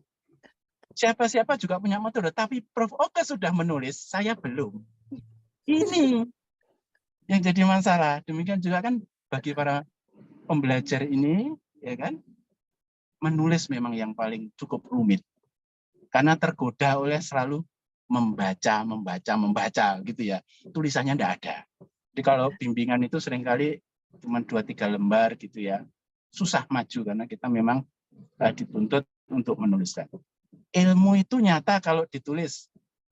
Itu barangkali catatan saya terakhir dari pengetahuan yang disampaikan oleh Prof. Oka. Terima kasih Prof. Saya mendapat pengetahuan yang luar biasa sore hari ini. Terima kasih teman-teman semuanya. Mbak Emma, ini Mas Pak Gun dan Bu Ematang saya lihat ada di sini. Selamat siang semuanya. Terima kasih. Terima kasih. Sama-sama Pak Lendi. Terima kasih Pak Lendi. Makasih Pak Lendi. Pak Lendi itu baik loh, merangkum apa yang harus moderator tulis, ini luar biasa. Jadi tugasnya Bu Emma sudah diambil alih Pak Lendi. Saya senang sekali ini. Jadi saya garis bawahi tadi bagaimana kegigihan, tapi yang paling mendalam itu adalah tulis. Tulis dan tulis, jangan baca aja gitu ya. Jadi kalau kita kadang ngobrol terus sama temen metode A, B, C gimana itu, kalau kita ya udah kalau itu nggak nulis lagi. Kebanyakan ngopinya Pak Lendi. Maaf ada satu lagi Mbak Emma. Aduh, tambah lagi ya. Satu lagi. Tadi Prof. Oka menyatakan kalau boleh bincang-bincang sama teman. Itu perlu. Tapi perlu juga milih teman yang tidak menyesatkan gitu ya. Bincang-bincang ini kadang-kadang kalau banyak kita terima masukan, kadang-kadang malah bingung. Bukan tambah cerah, tambah burem. Gitu ya Pak Gun ya? Siap, betul Pak. Info, bisa jadi burem malah gitu ya. Iya, Pak Gun senyum-senyum ini ya. Baik, terima kasih Ibu. Iya, makasih Pak Lendi. Ini Mas rangkuman yang luar biasa, jauh-jauh ini import dari USU. Tetangganya Pak Gun Faisal yang satu Riau, satu Medan ini ya.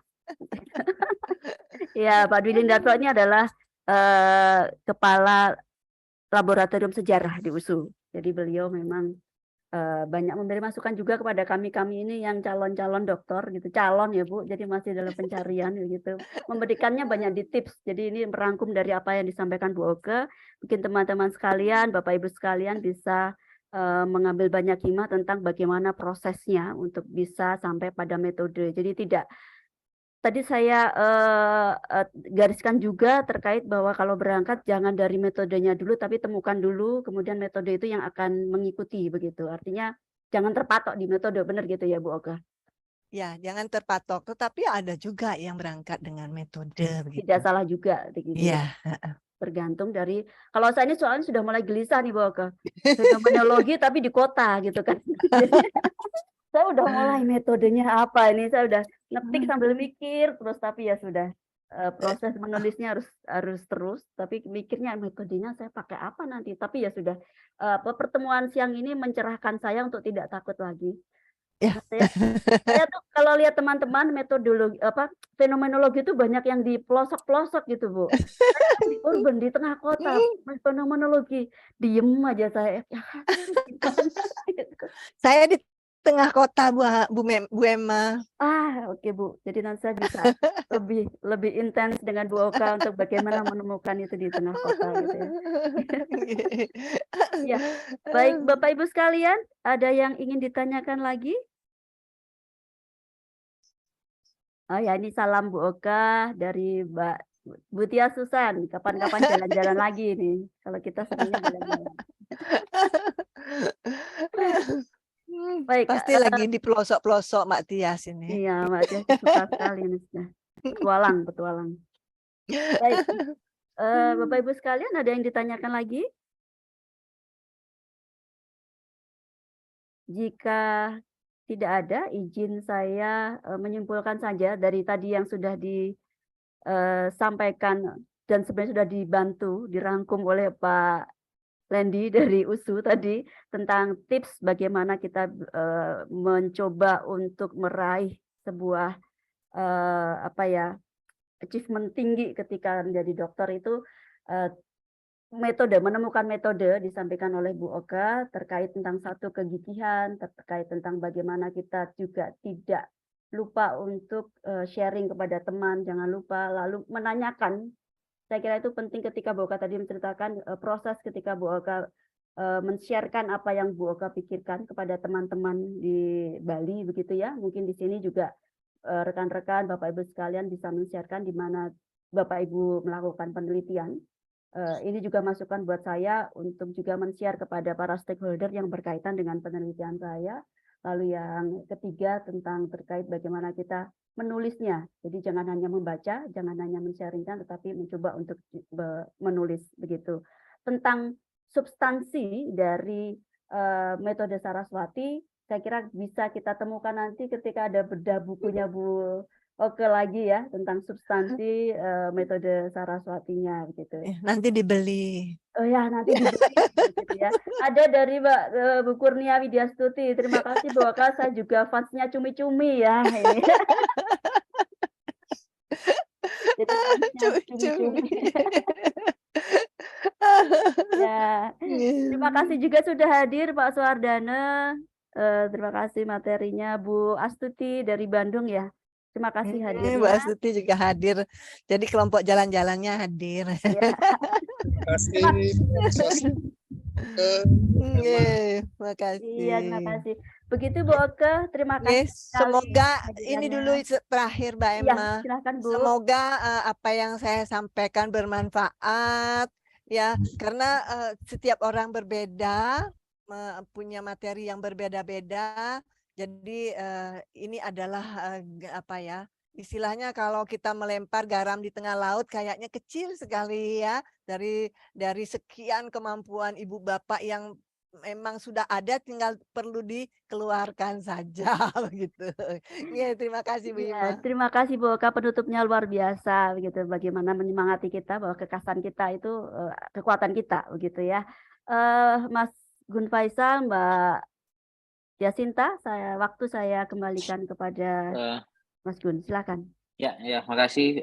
Sekali lagi saya ucapkan terima kasih pada Prof. Oka yang sudah bersedia hadir pada acara Kamisan ini, Mbak Emma yang sudah moderatorkan, memandu jalannya kegiatan kita ini. Memang diharapkan kegiatan seperti ini juga memberikan pengaruh yang baik tentunya kepada teman-teman, terutama yang sedang berjuang dalam menempuh pendidikan doktoralnya. Kemudian sebelum sekali lagi saya ucapkan terima kasih Prof. Oka, Suksma atas kesediaannya. Mungkin sebelum kita tutup, kita foto bersama untuk dokumentasi yang kita lakukan bagi Bapak Ibu yang mungkin bisa melakukan open kamera. Saya minta kesediaannya untuk kita pandu dalam screen capture ya, fotonya menggunakan screenshot di layar Zoom ini, seperti itu. Saya pandu, izin memandu, mungkin sekitar 1, 2, atau 10 detik lagi saya tunggu Bapak Ibu untuk membuka kameranya. Baik, saya rasa cukup, akan saya coba pandu. 1, saya minta senyumnya, 1, 2, 3, 1 halaman lagi, karena peserta kita juga cukup banyak pada kesempatan kali ini. 1, 2, 3, saya ulang sekali lagi. 1, 2, 3. Terima kasih Bapak Ibu sekalian, terima kasih atas waktunya, kesediaannya. Semoga ini bermanfaat buat kita semua. Saya tutup ya acara kita pada kesempatan kali ini dengan mengucapkan alhamdulillah. Assalamualaikum warahmatullahi wabarakatuh. Selamat sore, Om Swastiastu. Salam sejahtera buat kita semua.